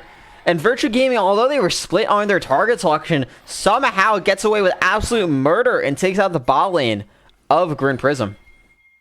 Yeah, I feel like they had to have calmed that was going on. You had target allocation. There's no shot. The comms were completely really out the just window. go. Yeah, it had to have been, right? Like, Guys, go fight. go! I have ult. Go! Oh, big Oh, stun double from stun. Yoon. Looking onto Ichirat. Did not pop the Everfrost there. Is going to be rooted up. Hook comes through, but it's too little, too late. Assist goes over to solo lane, and that's the power of Veigar. Yeah, it's the power of the cage. This Veigar, I'm not sure. I would have liked to have seen them potentially ban this for game 2 after how potent it was in game 1. Obviously, they didn't pull out the win, but he was, like 7-2 or something like that on the champion. So obviously an incredibly good Veigar player. But now they're looking onto this dragon. They know they're there. Are they going to contest? Yeah, Wild Turtle's on a flank. Ichirat isn't here yet. He just respawned. Quality player gonna clear out this pink ward very aggressively. Has the flash available. Gets rooted up into a perma CC chain. I don't know what you were doing, my man. You knew they were on Dragon. And I mean, this is the power of the Ash pick as well. Just this permanent pick potential. And with those ultimate buffs, that arrow is just up so often. Yeah, it's up often and it moves fast. It's not as easy to dodge as it used to be once it gets going. It kind of operates like the Super Mega Death Rocket in that it gets faster as the distance goes.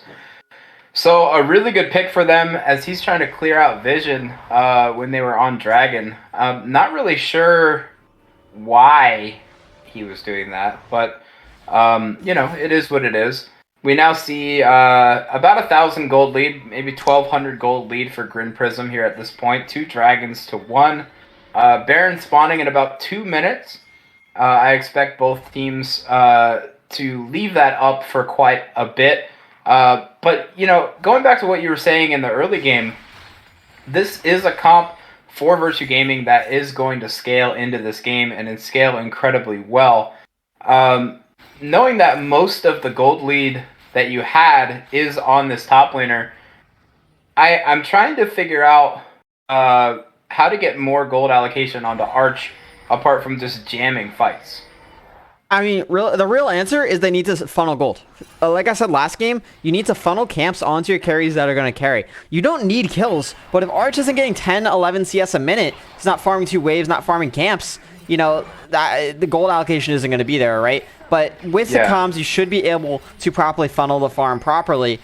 Play towards the Terry and let Arch farm these side lanes. I mean, even quality player, he was 3-0, 3-1 at one point, down to 3-4. They're just forcing these fights because Terry is so strong, when realistically, all they have to do is just stall out the game, because GRIN Prism can't fight with Terry this strong, and by the time it hits 30 minutes, the GRIN just can't win.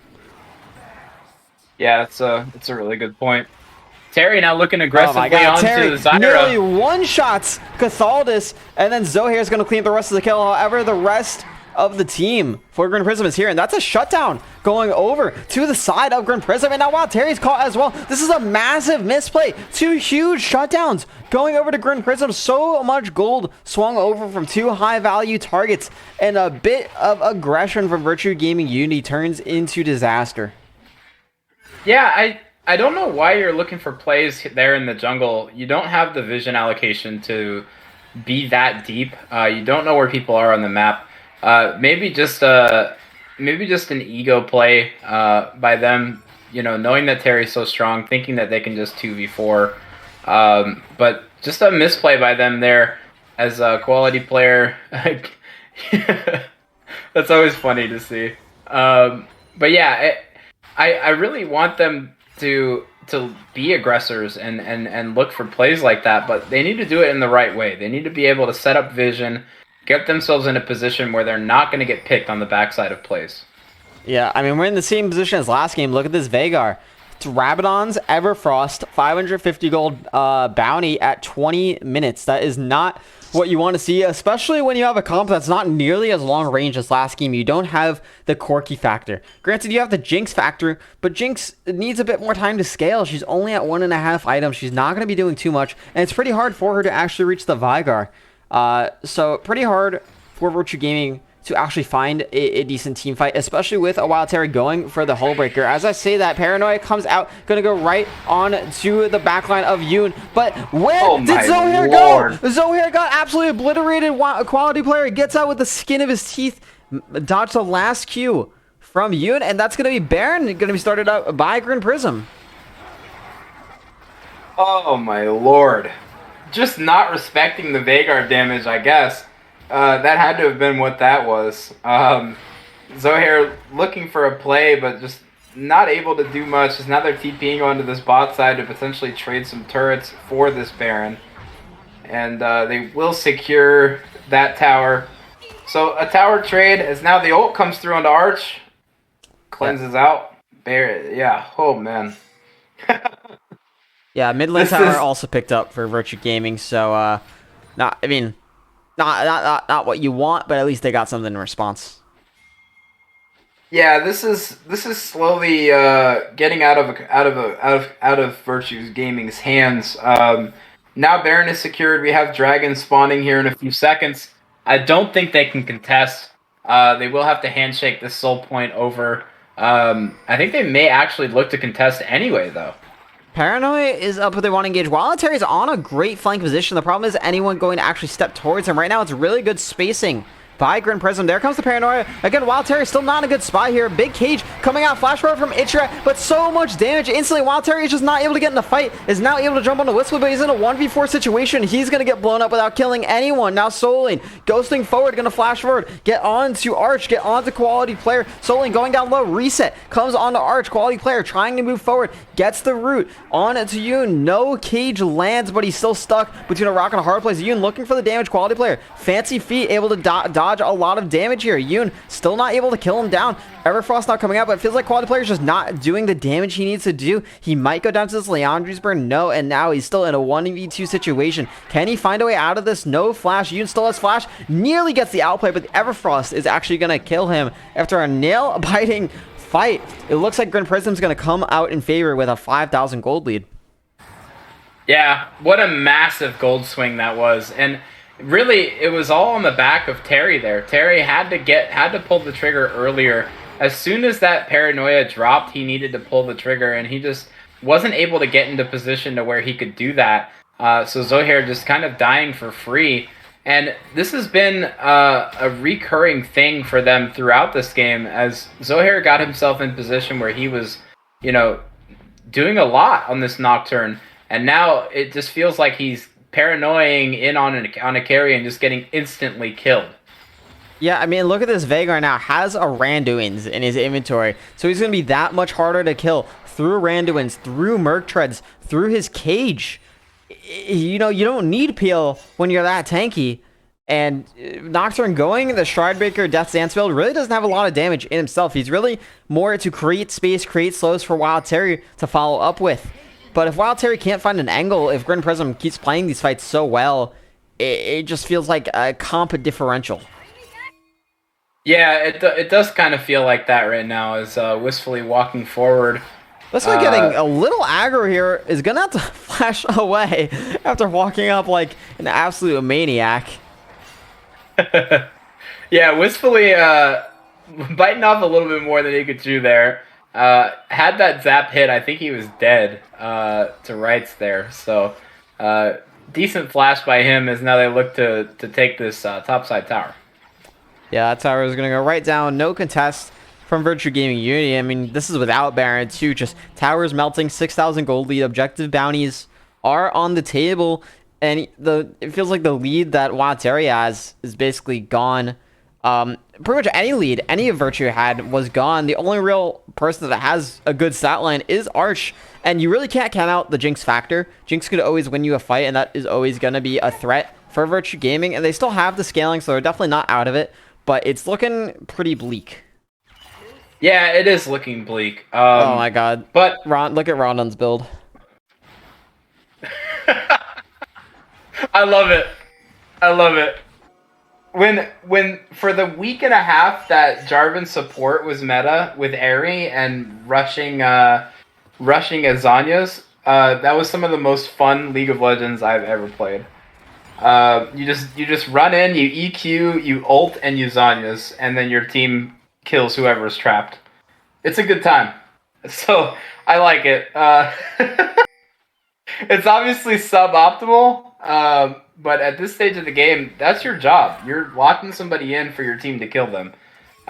So I don't hate the Zanyas buy here. Oh, Ichirak getting caught out from the arrow, drops the Zanyas. I don't think he's gonna be able to get this one. Flays away Rondon, but he is gonna go down. The poor rat gets smashed. 0-6 on the game. Wild Terry gonna look for the dive on top when Paranoia comes out.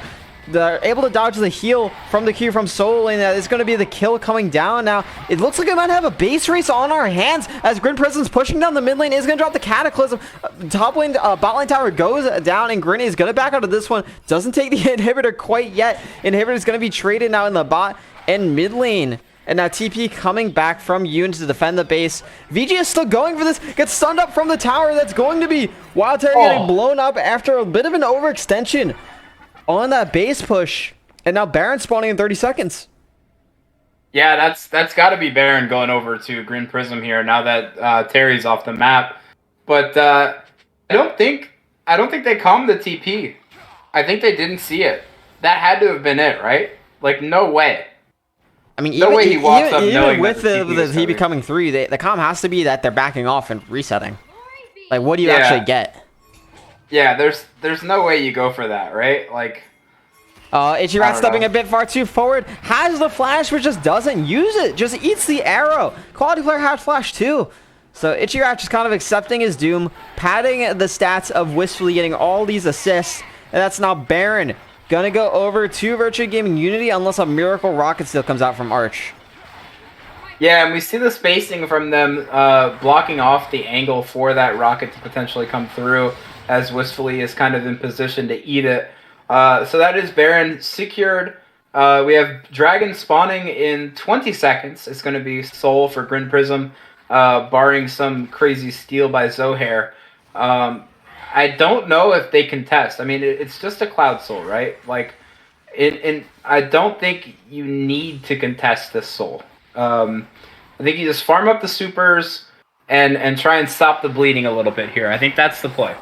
Yeah, I'd agree. Play for the extra 5 minutes. Try to maybe flip the Elder. Hope the game doesn't end by then.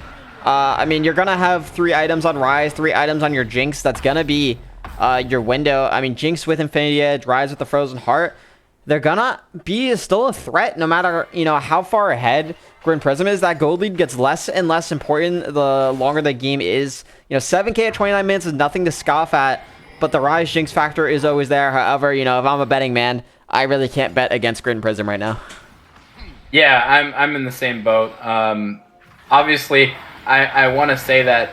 Oh, Terry getting a bit caught there, but dive comes straight onto Cathalis. Now while Terry's fighting, quality player TP'd in, he's able to dodge the swing down from Solo Lane, but a nice stopwatch is gonna let Solo Lane survive. Flash forward from Zohair. Solo Lane still surviving, gets a big heal on his hook and survives. So all 3 go down for Virtue Gaming Unity now in the bot lane. GRIN Prism is pushing forward. Can GRIN maybe look to end the game off of this? They have 30-second death timers on everyone. It is still Arch and Ichirat alive. They should at least be bot lane inhibitor going down. But Yoon now looking for the play on Ichira is going to get the stun. That should be the one shot. Goodbye, my sir. Yoon decides not to drop his ultimate. Whistly's going to have to flash for that one. He will take the KDA. Now Rondon looking forward, has the Cataclysm. That's Arch getting locked up with no flash. And he is just a poor AD carry stuck with a big man in his Lance. That should be game 2 going over to GRIN Prism. Yeah, and a much cleaner game from them here. Obviously, they had the lead game 1. They let it get away from them. Didn't want to do that this game, as now he gets pulled in. Yeah, that was just a much cleaner game by them. That Zyra pick ended up being really good for them for these late game team fights. But I want to touch on just one thing. Just one thing. VG needs to ban Veigar. They have to, right? Game 3, they have to ban Veigar.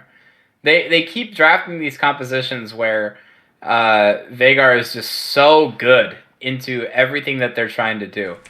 If you want to draft compositions like that, compositions where you're moving forward, where you're trying to get in on them, you have to ban this Veigar in first rotation. Yeah, I mean, Veigar, you know, in game 1 wasn't that great of a pick. But game 2 here, there was just too much engage that Veigar really thrived in. I mean, it kind of feels like the tale of the opposite story. VG had the early game lead here and lost in game 1. GRIN Prism had the early game lead and lost. Feels like neither team is really able to push their lead. They get cocky, they make a mistake, and the other team's just able to come back off of that. So I'm really curious, you know, how the adjustments come in for game 3. I feel like drafts aren't bad, and the problem really relies more on the gameplay. Yeah, I definitely agree. Obviously, we saw game 1, we both thought, okay, GRIN won this draft, and VG came out and won the game. Now, on the flip side, we thought VG won this last draft. You know, they had the Camille, they had a lot of scaling, and we were proven wrong once again. So, again, I think it goes to your point. It's all about execution, it's all about comfort, and when you're talking about stuff at the Diamond Plat Elo, comfort is key. You're not drafting a pro composition where everybody can play everything, right? So if you're uncomfortable on a champion, drafting it doesn't make any sense, right? So even if the composition calls for a certain champion, playing a comfort champion in that circumstance is always going to be better. Yeah, I'm definitely curious if Virtua Gaming is able to get Camille again. Virtua Gaming is going to have side select this game as the losing team, so we're going to have to see what side they decide to change, and if they choose red, how the draft might change up from that. But we are going to take a quick break while we wait for teams to load up into the third champion select of the night, going to a game 3, absolute banger. I think Virtua Gaming Unity always goes to game 3 or something like that. It's fantastic, and it really messes up my sleep schedule, but we will be right back with game 3.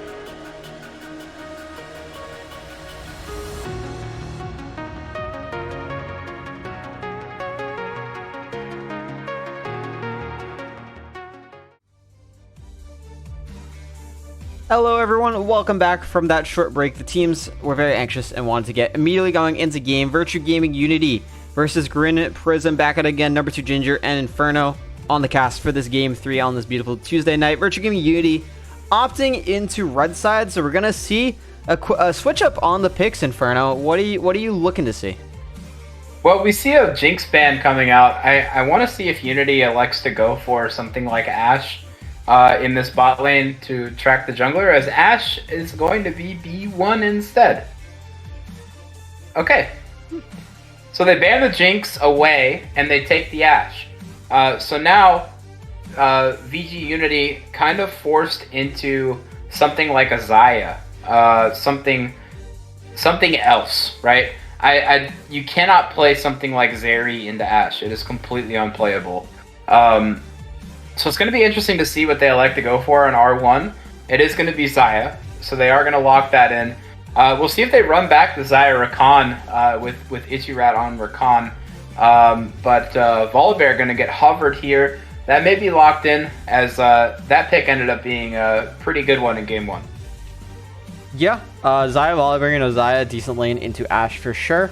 And Volibear is a lot of teams' second choice after Hecarim is gone for just that early game pressure. Xin Zhao has definitely fallen a bit out of favor after the nerfs to his ultimate.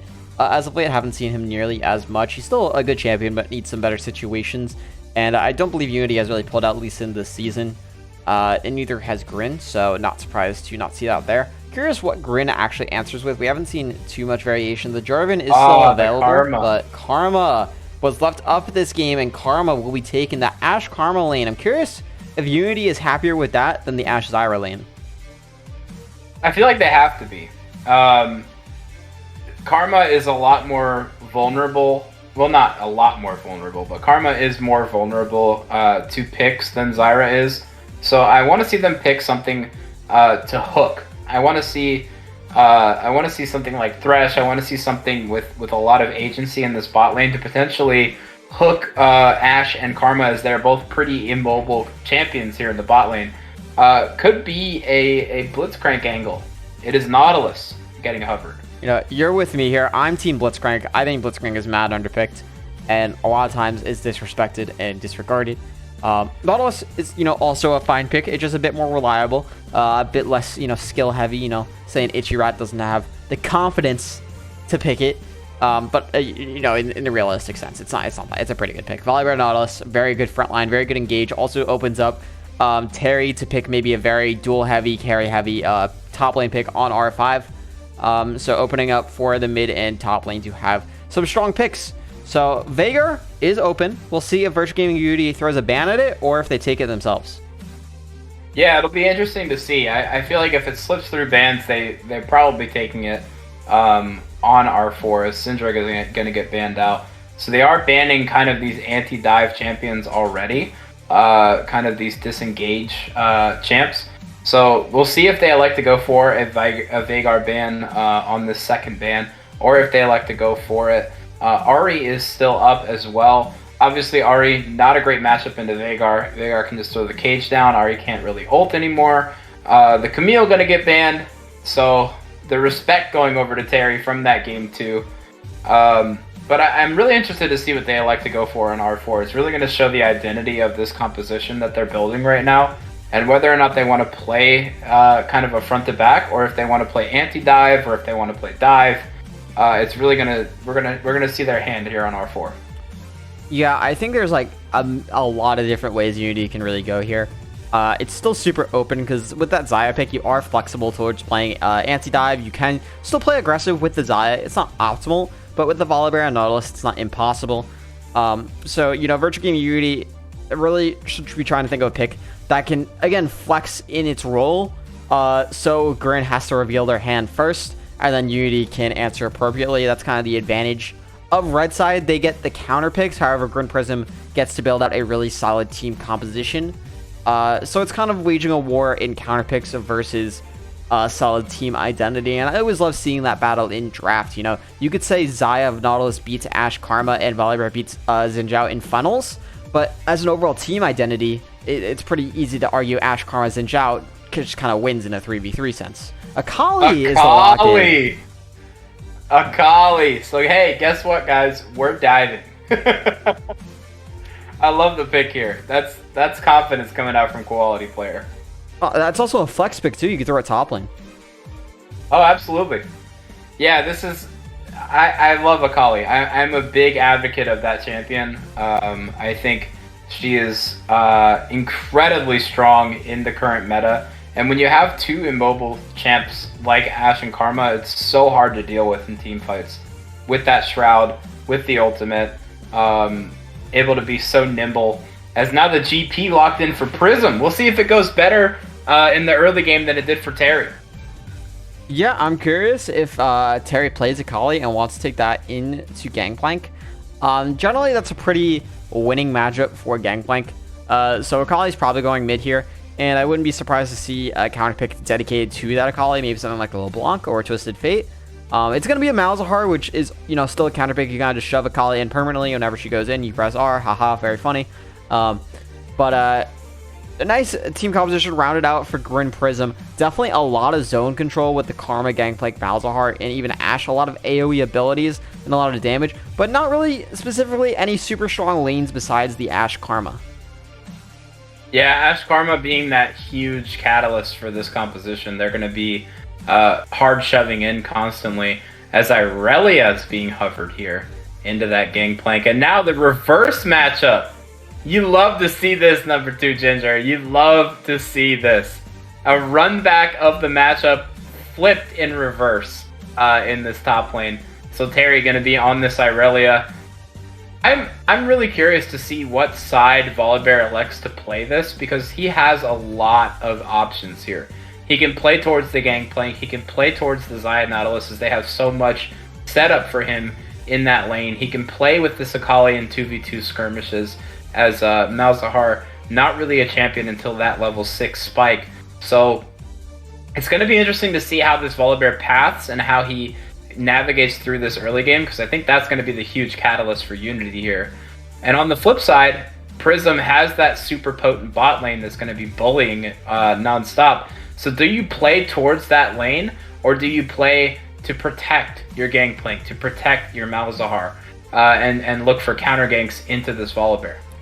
Yeah, I mean, the reverse salty run back here, switching up the matchup, absolutely insane. I think it's very interesting that GRIN opted to blind the Gangplank after watching how Terry felt in game 1. Granted, Terry did win, so maybe that's the logic. 0-5 win game. But yeah, I definitely don't see a world where Zohair does not path top here.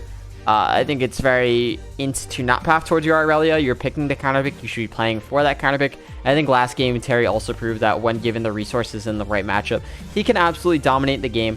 Granted, they didn't win, but Arch also performed super well on Xayah in game 1, playing a similar weak side role. And I think just running it back to some of these picks that worked, some of these picks that are easy. The only, you could argue Akali and Irelia are pretty difficult champions, but it's not like they have super high mechanical matchups. Akali gets out of lane pretty easily here. Malzahar is just there to stalemate it, and Irelia obviously rolls the Gangplank lane. So I like Virtue Gaming's Unity's idea here. Nothing too fancy, nothing too complicated.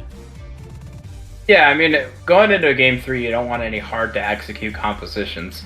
It's more like, okay, we're gonna play to our strengths. Our strengths being Terry getting a counter pick.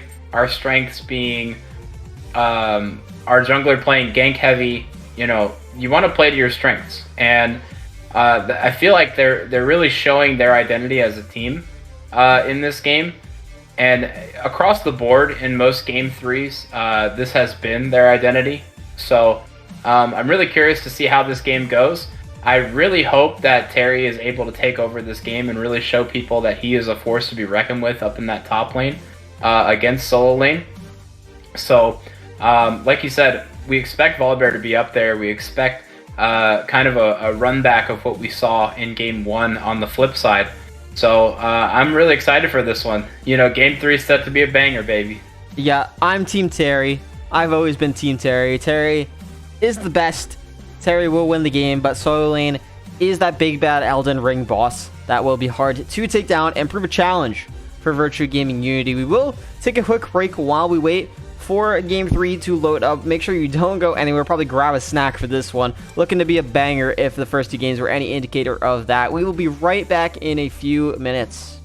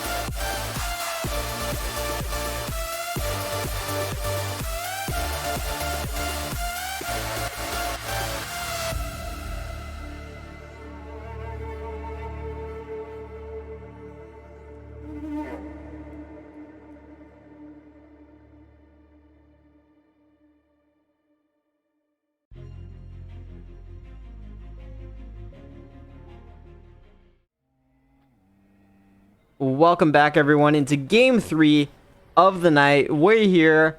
We're ready. Me, Frozen Inferno, Virtual Gaming Unity, GRIN Prism, all on the Rift. Do or die. Not really die. You still have a second chance. So definitely do. Both teams want to win. Both teams looking for the W. Inferno, we've seen a fantastic first two games, some people may say. Game 3 is probably turning out to be the same. Considering how the first two games went, what are your expectations for this game? My expectations are for more of the same, more of this kind of early game jungler reliant kind of meta that we're looking at. I really want to see Rondon have a little bit more agency than he did last game early on. Uh, if you recall, we were talking about how he wasn't doing much on the J4 until much later, once he hit that Cataclysm spike. Xin Zhao, one of those champions that really needs to get going and get going fast. So I expect to see a lot of skirmishes from him into Zohair, which should be winning skirmishes should nobody roam onto them. But yeah, we see a lot of very volatile lanes in this matchup, so I'm excited to see this one. Yeah, a lot of volatile skins too, as you can see from the fantastic zoom in. As Solin's actually pulling the wave level 1, but Terry started the stun instead of his Blade Surge. So he's going to take a very unfavorable trade to start out. Went the D shield on the Irelia here, playing very respectfully towards Solo Lane, who took Ignite in the top lane as well, keep in mind. So Solo Lane playing this much more aggressively than Wild Terry did. And Wild Terry is going to have to respect that. Yeah, Solo Lane, knowing that he has that extra damage from that passive and from Parley in this early game, makes him a very potent threat until Wild Terry is able to get a couple of skills in. But Solo Lane pushing him in. We saw this in previous games, Solo Lane pushing in the wave. Or, sorry, the Gangplank pushing in the wave into the Irelia. We saw the same exact thing happen in Game 1, only this time a Wild Terry secured a CS as opposed to the Game 1 when there were 0 CS on the Irelia. But yeah, we see Rondon already lurking in this top side as Xin Zhao actually pathing towards bot. So Rondon potentially looking for something, may hit a reset instead as he's kind of roaming around. Yeah, he's looking at Raptor, so not going to look towards this top lane quite yet. Yeah, Rondon going to be splitting the map once again. It's the third game in a row that junglers have actually pathed to opposite sides. So we never really see a 3v3, 2v2 action, unfortunately. However, we have seen how the junglers play the split map and how the teams have communicated that. Zohair is going to be up taking that top skull now. And we'll have to see if Solo Lane is able to respect the pressure from Zohair. Whereas on the bot side, it looks like VG Uni is just getting shoved in by Cathalis and Wistfully. So Rondon's not going to have too much of an angle to really find any ganks. Yeah, unfortunate for him that all of his lanes win early. But yeah, the passive damage coming through onto Terry. We're going to see a lot of aggressive trading here in the top lane as now the passive comes through once again onto Terry for more ship damage. Terry going a bit low. Solo Lane doing his thing up here so far. Yeah, the dive might come through. Zohair is hovering. Solo Lane's not letting the lane get through. Solo Lane's so low here. Flash. No flash coming out from either Solo Lane or Zohair. Oh, Zohair did flash, excuse me. That's going to be first blood. Going over to Zohair on an early dive on Solo Lane. Great proactive play from Virtue Gaming Unity. Yeah, I'm surprised to see the flash not come through there. Maybe it was just too quick of a damage burst for him to get out in time, but I expected an early flash to be able to get away from Zohair there and try and create some distance with some barrels. But yeah, just a really well-played exchange by Virtue Gaming to get themselves on the board first. Yeah, now back here on the bot side, lane state is about even. Here comes a random baby looking for the plan. Ichira is going to hook away, saves his flash. Now Zohair is here. No root coming out from Arch, but a lot of damage from the pullback. Stuns up onto Wistfully. They're going to force the flash out as so much damage comes out from this early game volley bear. And it's going to be the flash and heal off of Wistfully for no sums on the side on Unity. Yeah, Unity coming out ahead here in this early game thus far. Doing a good job of creating opportunities for Zohair to run amok as Solo Lane and Terry going at it still in this top lane. Solo Lane putting out a lot of damage onto Terry still. As a quality player and Yoon, we're not going to see a ton of action from them until they clip those level 6 spikes. As the root comes in. Cathalis still has flash. Gonna be walking away, but here's Zohair. He wasn't seen in the bush. A quick reaction flash coming out from the Cathalis is going to save his life, but in the end, Wistfully goes down from stepping up a bit too far. A nice regank from Zohair. Yeah, Zohair reading that he had no sums on that 80 carry. They did engage onto Cathaldas, trying to burn the sums from him. Did get both summoners in exchange for Wistfully's life. Zohair really, really performing well in this early game and creating a lot of plays for his team. Yeah, Zohair once again being the pivotal factor. Always the jungle diff for either team. Never anything else. And that's what we're seeing here. So it's looking pretty good. We'll have to see if Zohair can continue to snowball the lead. He is down about 1 camp in tempo to Rondon, but I think he'll be okay with that one. Arch has a 1-kill lead. Terry has about a 15 CS lead up in the top lane. So Rondon really has to try to find an angle to maybe get his team back in the game before solo kills start coming through. Yeah, I mean, it's like I said before, Rondon has to be able to do something in this early game, and his laners are just not creating opportunities for him like Zohair's are. Zohair able to be in position to gank, as most of his lanes have been near ungankable. I mean, Wistfully and Cathaldus have been at the tower throughout.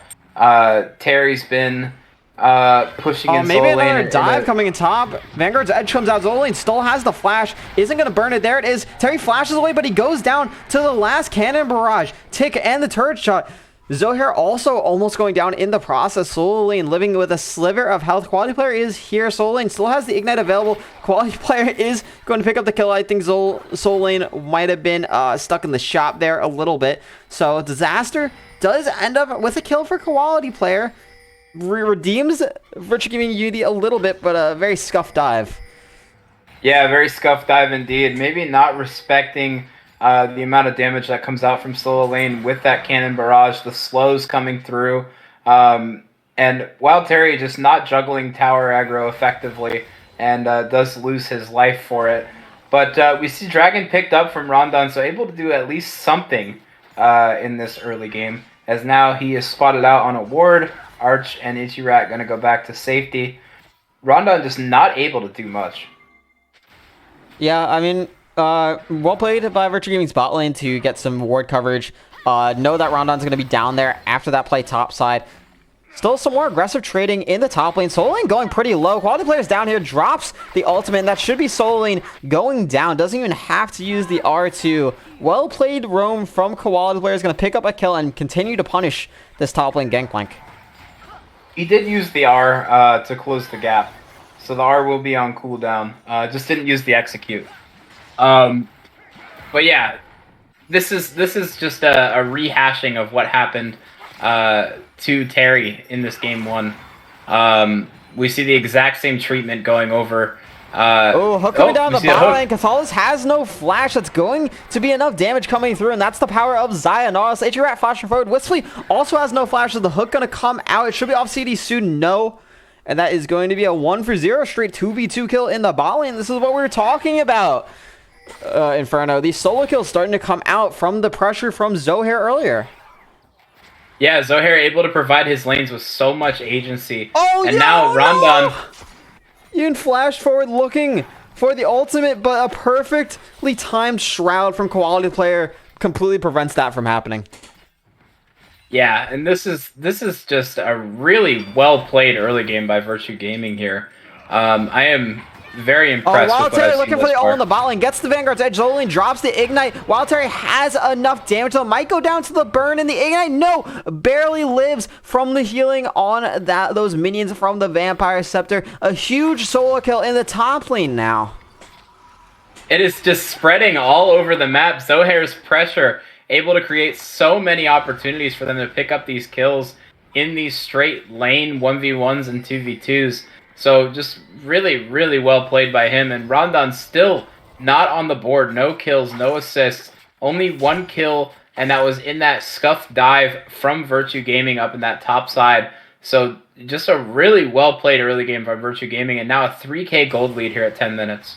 Yeah, you already see the shutdowns coming around for Virtue Gaming. 200 gold on quality and Arch a piece. Fortunately for GRIN Prism, they do have the first dragon in their pocket, so Virtue Gaming can't accelerate that at all. However, the next dragon in 2 minutes is that Infernal Dragon. Here comes the engage on the bot lane on to Ichirat. Ichirat surprisingly didn't want to turn around onto Wistfully or Cathaldus. Arch is in a 1v2 scenario and is doing so much damage, drops the Featherstorm, and is going to be able to walk that one out, but right into Yoon's awaiting hands. That is going to be the Space Aids. The flash failed from Arch over the wall, means a shutdown. Going over to Rondon, baby. Now the ultimate coming out from Yoon is going to force Zohair to ulti away, and Arch nearly got out of that one as it seemed a bit of a miscommunication with Ichirat.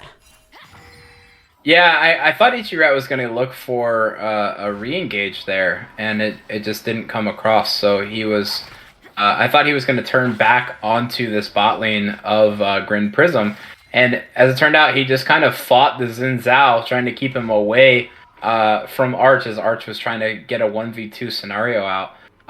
But flashing over that wall is hard. I will say that in Arch's defense. That wall is not easy to flash over. It is very thick. You have to be in a very precise spot in order to pull that off. And he was just kind of rushing it, so just not able to get out in that scenario. But yeah, not much of a gold swing. Only a 300 gold, 400 gold swing for GRIN Prism off that play. As we now see Yoon up here in the top lane, and Terry, yeah, okay. Yeah, the whole I thought Terry was looking for more. The whole time the play was going on, Terry was holding a freeze in the top lane, so now we have a 40 CS lead up here, even more than that. So they had to dedicate Yoon and Rondon actually to break it. So it feels pretty bad for GRIN Prism, even though they got that play in the bot lane. They're still bleeding everywhere else on the map, and with all the gold on Rondon, it's on him to really stop it. Yeah, and we said it before, like Rondon, not able to make very many plays here in the early game, did pick up a couple of kills in that skirmish bot lane, but we'll see how much that actually does for their composition. As we know, Xin Zhao, not exactly a scaling champion, not a champion that you necessarily want all your gold on, but we'll see what he's able to do with that gold allocation. Yeah, I mean, not necessarily a scaling champion, but definitely can be scary in the late game with a proper amount of gold. Now, here comes a fight in the bot lane. Wesley's going to drop the arrow on the Arch, with just so much damage coming through so fast from Virtue Gaming Unity. There's no way to get out. The flash means nothing when Ichirat has the hook available. A double kill for Arch, now 4-1 on this Xayah. Yeah, I love that champion. She's so fun to play. Is now Zohair looking onto Rondon. Yeah, Zohair looking a bit aggressive. Here comes Quality Player over the wall. Is going to drop the ultimate onto Rondon. Gets suppressed by the Malzahar, but boom! Zohair drops the paw right on Rondon's face, and that's going to be a nice jungle kill picked up. So yeah, we saw the gold swing a little bit back into GRIN's favor, and now all the way back again. So now a 4.5k gold lead in the pockets of VG. And VG in complete control at this stage of the game now. I feel like they've been in complete control for since they've had a 3k gold lead 5 minutes ago. They lost control a little bit when they lost that skirmish. Well, we do a little inting. We do a bit of inting sometimes. Yeah, it happens. Having control doesn't necessarily mean we make the right plays, but we have fun doing it. And while Terry is a 2-level lead over solo lane, so he's definitely having fun playing Irelia right now after his traumatic game 1. However, he's going to run right into Rondon's face, and now he's going to cut right into Yoon instead. A 3v1 scenario is not super fair. Irelia kind of makes it look fair. He nearly one-shot solo lane if he still had the stun available, but he is gonna go down. Another kill picked up by Rondon, though. More of the gold going over to this jungler.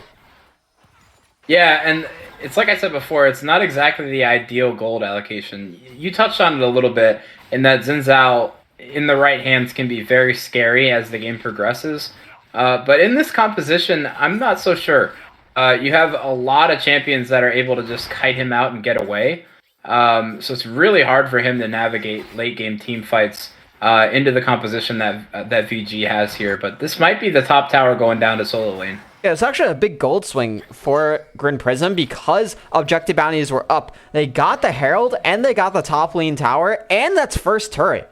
That's like a 3,000 gold swing with objective bounties up. They went from down 4k to down 2k in just by killing Terry and VG Unity not being in position to really respond with anything. So even though, shutdowns are still on the board, objective bounties are gone, it's only about a 2.5k gold lead compared to what it was. It looks like VG Unity might be able to take down mid turret here, or at least poke it, but that's a massive pickup for GRIN Prism.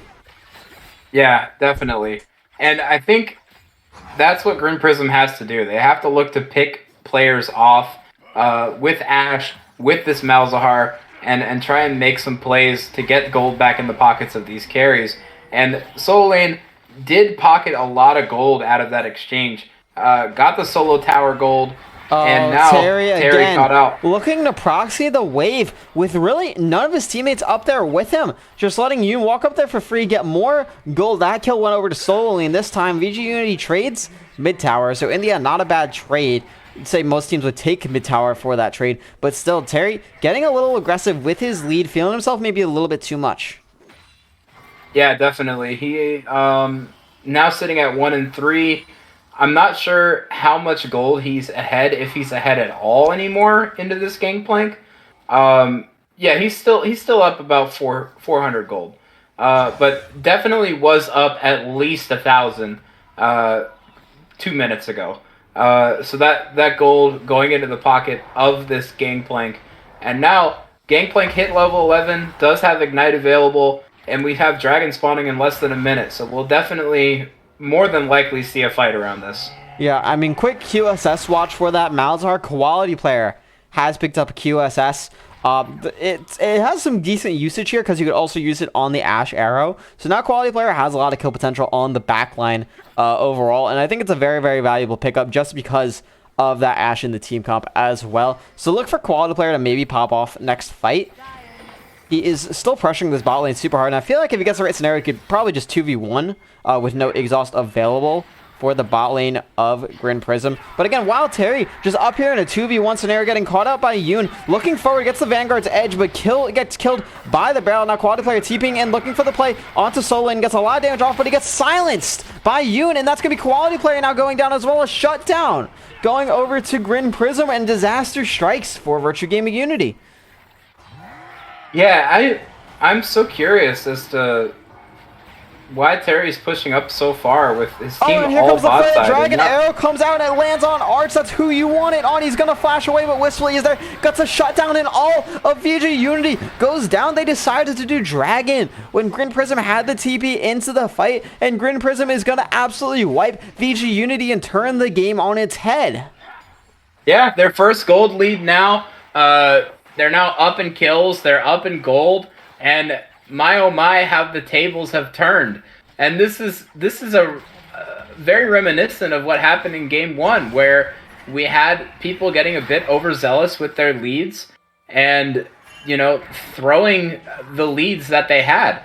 So, you know, now you see Gangplank with a shutdown, just like game 1, you know, went 1 and 4 and now has a shutdown. But this Malzahar proving to be incredibly potent into the composition that VG Unity has built here. And now it seems that GRIN Prism is in control for the first time. Yeah, GRIN Prism looking pretty scary. And, you know, we haven't even seen a proper team fight yet. It's just consistent skirmishes, and all of them are revolving around this top lane. Terry now 1 and 4, giving away so much gold to the side of GRIN Prism. And Unit on this Malzahar is just sacrificing a lot of farm, a lot of waves to constantly get these kills. And it's working out in this favor because somehow he still has a level lead over quality player, highest level in the game, has a lot of CS still. So you feel like, you know, he's getting these roam timers off very nicely, and VG Unity just hasn't found a way to punish it. Yeah, Malzahar is one of those champions. You can just kind of drop your E and your W and just walk away, and the wave will just die. And he's able to do that effectively. And in this matchup, you know, Akali, one of those champions that thrives off of roaming out of lane, but it's so difficult for Akali to get roams off when the wave is permanently shoved into you. And we're definitely seeing that here now, more so than we were in the early game.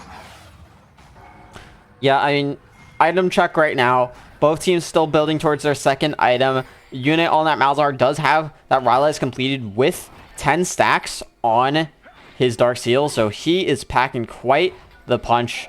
The Shirellia is also completed for Cathaldus, is going to need a big movement speed buff.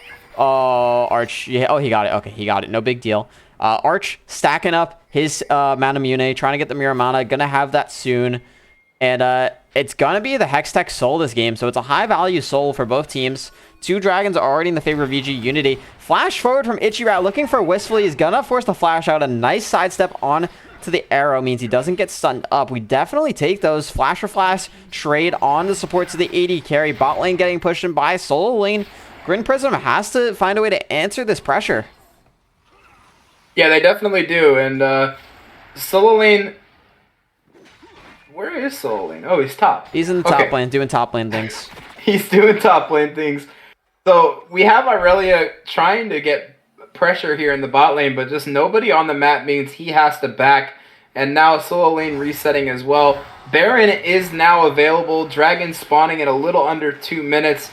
We're definitely going to see some high-powered fights here in the next couple of minutes over these objectives. And I really expect to see... I want to see Arch just kind of get a pop off in one of these team fights with a 3-4 man root and quality player able to do something on the backside, because they haven't really been able to do much with this Malzahar and with this Ashe crowd control. And quality player did purchase that QSS, still has yet to use it in a team fight. So I really want to see them go a little crazy here and try and get a pop off going. Yeah, the problem for Arch is he's effectively playing against 4 ranged champions in a Xin Zhao, which is not what you want to play against a Xayah. You want champions coming into you. Ashe, Karma, Gangplank, Malz all stay at a very good range. So Arch is really relying on GRIN Prism to miss position, or Arch has to go for a super risky, aggressive play. So that's kind of the downside of early picking Xayah here, is you don't have a good Xayah composition. And, you know, the champion still is strong and can put out a lot of damage. But if GRIN Prism plays their cards correctly, it feels really bad for Xayah. And I'm going to have to keep my eyes on him and see how he's actually able to position in these fights. Absolutely. And we see no more... There's only the one QSS completed thus far. The Malzahar tax has only been paid by quality player here thus far. I do expect to see some people pull it out, but now the Ashe Arrow are going to completely halt that engage. Yeah, Zohair looked for the engage that wasn't able to find it. Now the counter engage coming out from Rondon. Ultimate comes out from Unit, and quality player dives in but gets immediately CC'd up. Looking for the play, has to jump away. The heal comes out. Quality player should... No, he lives with 1 HP, but the Leandries takes him down. The space aids went on him on top of the cannon barrage, and the Leandries is able to take him down through the heal from Arch. So a mistimed engage from Ichirat results in all of VG Unity going down, and now Dragon's going to go over to GRIN Prism. Yeah, and that's Soul Point, and like you said, this is an incredibly potent soul for both sides, as now they're looking for a pick in the mid lane. Yeah, the fight might not be over here. Wild Terry going to kite away, not able to find an engage on to VG Unity. GRIN Prism just zoning them out, going to get the barrier control. I don't think they're going to start it up here. They're just going to keep the control, take the resets, spend all their hard-won gold. Everyone on 2 items on the side of GRIN Prism. Super scary, whereas VG Unity also in a very similar position. But again, this is one of those games where I feel like the scaling goes in favor of GRIN Prism this time. Yeah, this time, I think for the first time this series, we're saying that. Where GRIN Prism has the better late game composition. And we see this Gangplank now officially back into this game on 2 items, does have that Lord Dominic's Regards now built. So is going to be putting out a lot of damage with those barrels. I'm really curious to see when we're going to see them go after this Baron, or maybe look for picks around it. GRIN Prism, that is. Yeah, I mean, if I'm GRIN Prism right now, I'm pretty much just waiting for this Dragon Soul to spawn.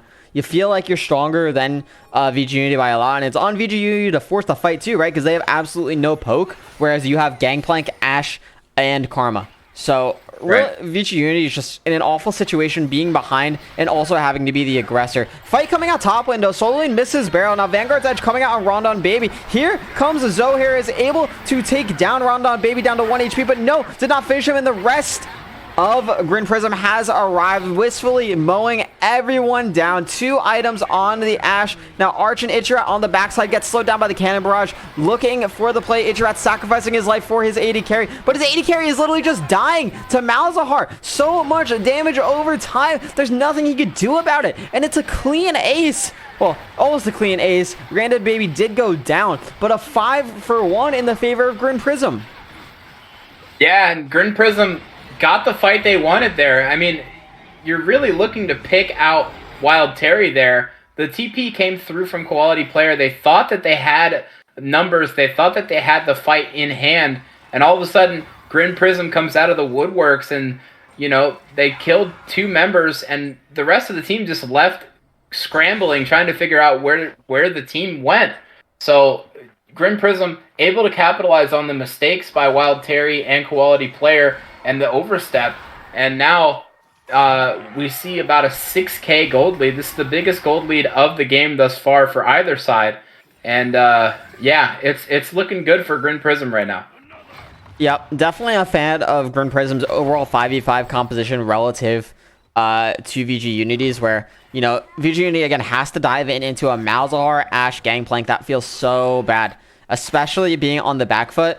It's just so hard to play. It feels bad for GRIN Prism if Irelia and Cali are just able to run a monk, but they really aren't at this state in the game. You know, Yune already level 16 at 27 minutes in the game. This guy will absolutely one-shot anyone. 25 stacks on the Medjai's. 3 fantastic performances in a row by the Masters mid laner on GRIN Prism.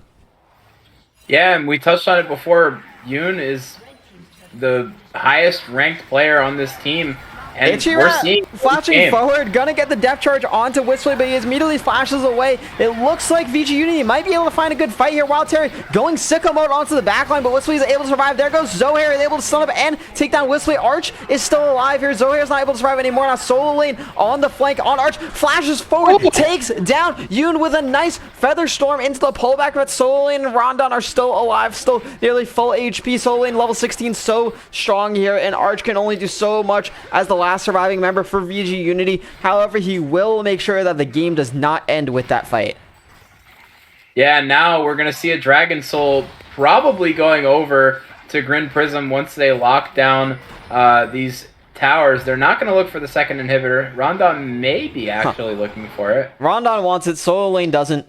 I don't think Rondon cares what Solo Lane wants, and he's going to try to take it himself. Arch noticed that Rondon recall, or that Solo Lane recall. He's going to look for Rondon. I don't know if he's able to run him down. He gets the slow, but doesn't get the root. He has the auto attack slows going, but Rondon has a slow himself. Ichirat's looking for this. Everyone is looking for this. There comes the Protobell to try to get some movement speed. Cathalidus is on the way. Flash Wave from Quality Player is going to be able to start the ultimate, but there comes the Karma Shield. Is it enough to make Rondon survive? Quality Player looking for the finish. Gets him down the low. Quality Player misses the last Shuriken, and there it is, the finish on to Rondon, but have VG Unity overextended their welcome. All of GRIN Prism back, and there's a TP into the base, maybe? Question mark pings are coming out. No TP in. I saw the question mark pings. I was expecting the TP in from Yune, but he did not go for the end. And now it's a 4v4 at Dragon here as Quality Player went back to base. Wild Terry on the flank. Quality Player doesn't have TP quite yet. Dragon is started up. Remember, Rondon is dead. There is no jungle smite here. Here comes the depth charge. Kited back. And there it comes the engage. Solo Lane, one shot to Ichirat. Now Arch and Wild Terry on the flank. That's going to be Zohair going down the side. Barely survives, but goes down to the damage time. Vanguard's edge misses. Arch is doing his best to 1v9. Is not able to get the damage on Solo Lane. Solo Lane looking for the barrel over the wall. Is not able to get it. Arch spotted out by Ashe. And now Dragon going to be started up. Quality Player is here. Not able to find anything. And that's Hextech Soul going over to GRIN Prism after quite the hectic fight. Yeah, and Hextech Soul, the highest win rate soul in the entire game. This is a soul that is incredibly good and would have been good for both sides. But again, they went a little bit too ham for Rondon. Rondon obviously eventually went down, but on the backside, they lost so much. And they were able to secure the dragon, get themselves in a position, and now we're looking at an 8K gold lead here at 30 minutes into this game. Baron spawning in about a minute 40, and it's just really hard to see GRIN Prism's it's really hard to see GRIN Prism losing the lead that they have now. Yeah, 30 minutes in, and I feel like Quality Player and Wild Terry have gotten no gold in those 10 minutes. Both of them still at 2.5 items compared to Solo Lane at 3.5. Malzahar nearly full build already. And, you know, the only real threat on Virtual Gaming Unity right now is Arch. And again, this composition is just not ideal for Zyre. You're seeing it again and again, these fights. He's doing so much damage, but he just can't get the finishing blows on these longer range champions. Yeah, he's just not able to auto space into anybody on that team. They all outrange him, apart from maybe Ash. But even Ash can just volley and keep distance away from him. As now quality player may be caught. Quality player gets the QSS out, but he's still in the shroud. It's about to go away. He's gonna get suppressed and go down. Now VG Unit is looking. Arch is not here yet, not able to put down any damage. Big 4-man's Vanguard's Edge by Wild Terry, but all his damage is on Rondon, and Rondon is so tanky. Arch 1v1 and Cathalda's on the side is able to take him down. Arch is here, putting out as much damage as he can. Featherstorm's gonna come back, maybe take down Solo Lane. Is that a bug? Did that miss Solo Lane? He took 0 damage. Triple kill came out from Arch, but Wistfully and Yoon, the two carries of GRIN Prism, are still alive and will end the game to win the series 2-1. Man, GRIN Prism, it looks so bleak for them for so long, and then Rondon able to will them back, Yoon able to will them back into this game, and just a really clean last like 15 minutes from them to take this series away from VG. And yeah, shout outs to Yoon. He's got to be like the MVP of this series. I mean, he played out of his mind all 3 games. The Malzahar super potent, even when Veigar's banned.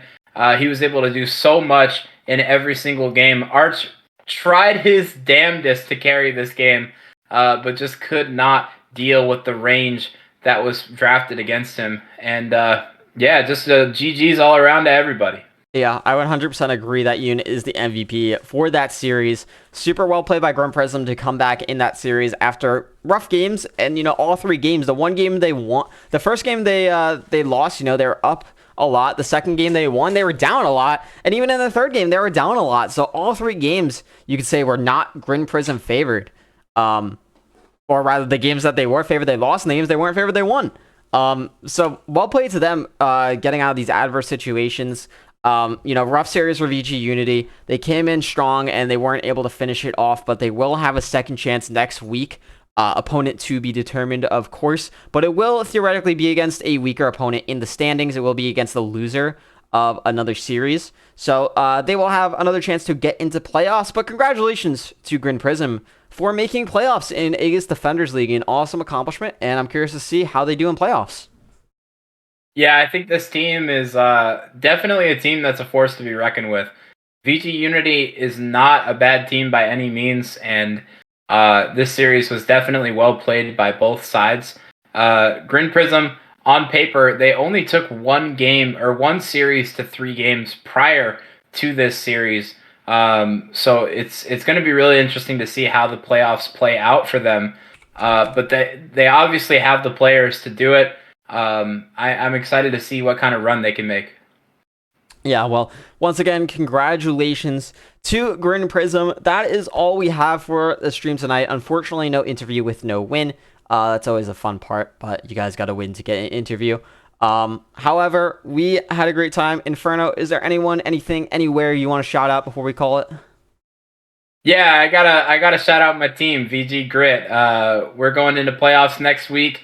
You guys can see us on Sunday. So just be on the lookout for Virtue Gaming live stream on Sunday. And I look forward to being on stream and playing for you guys. Oh, sounds good. Good luck with that. In the same vein, Virtue Gaming Ambition will be playing in their playoff match, I believe, on Friday. Also a best of 5. So playoffs for every team in Virtue Gaming. Super exciting time to be around. Hopefully, at least one of our teams can go decently far. We will see, though. And thank you guys all for watching the stream tonight. And again, GG's to GRIN Prism and Virtue Gaming Unity. Make sure to leave a follow at Virtue Gaming Live on Twitch and leave us a follow on Twitter at Virtue Gaming GG. Join our Discord if you'd like. It's in the description of our Twitch. And to everyone who's been engaged in the chat, thank you so much for coming by. It's been a pleasure. Inferno, thank you for casting with me tonight. It was awesome for the first time cast, and I hope to see you back relatively soon. But that's it for tonight, guys. Thank you so much for coming by. Have a great night, and enjoy your Wednesday.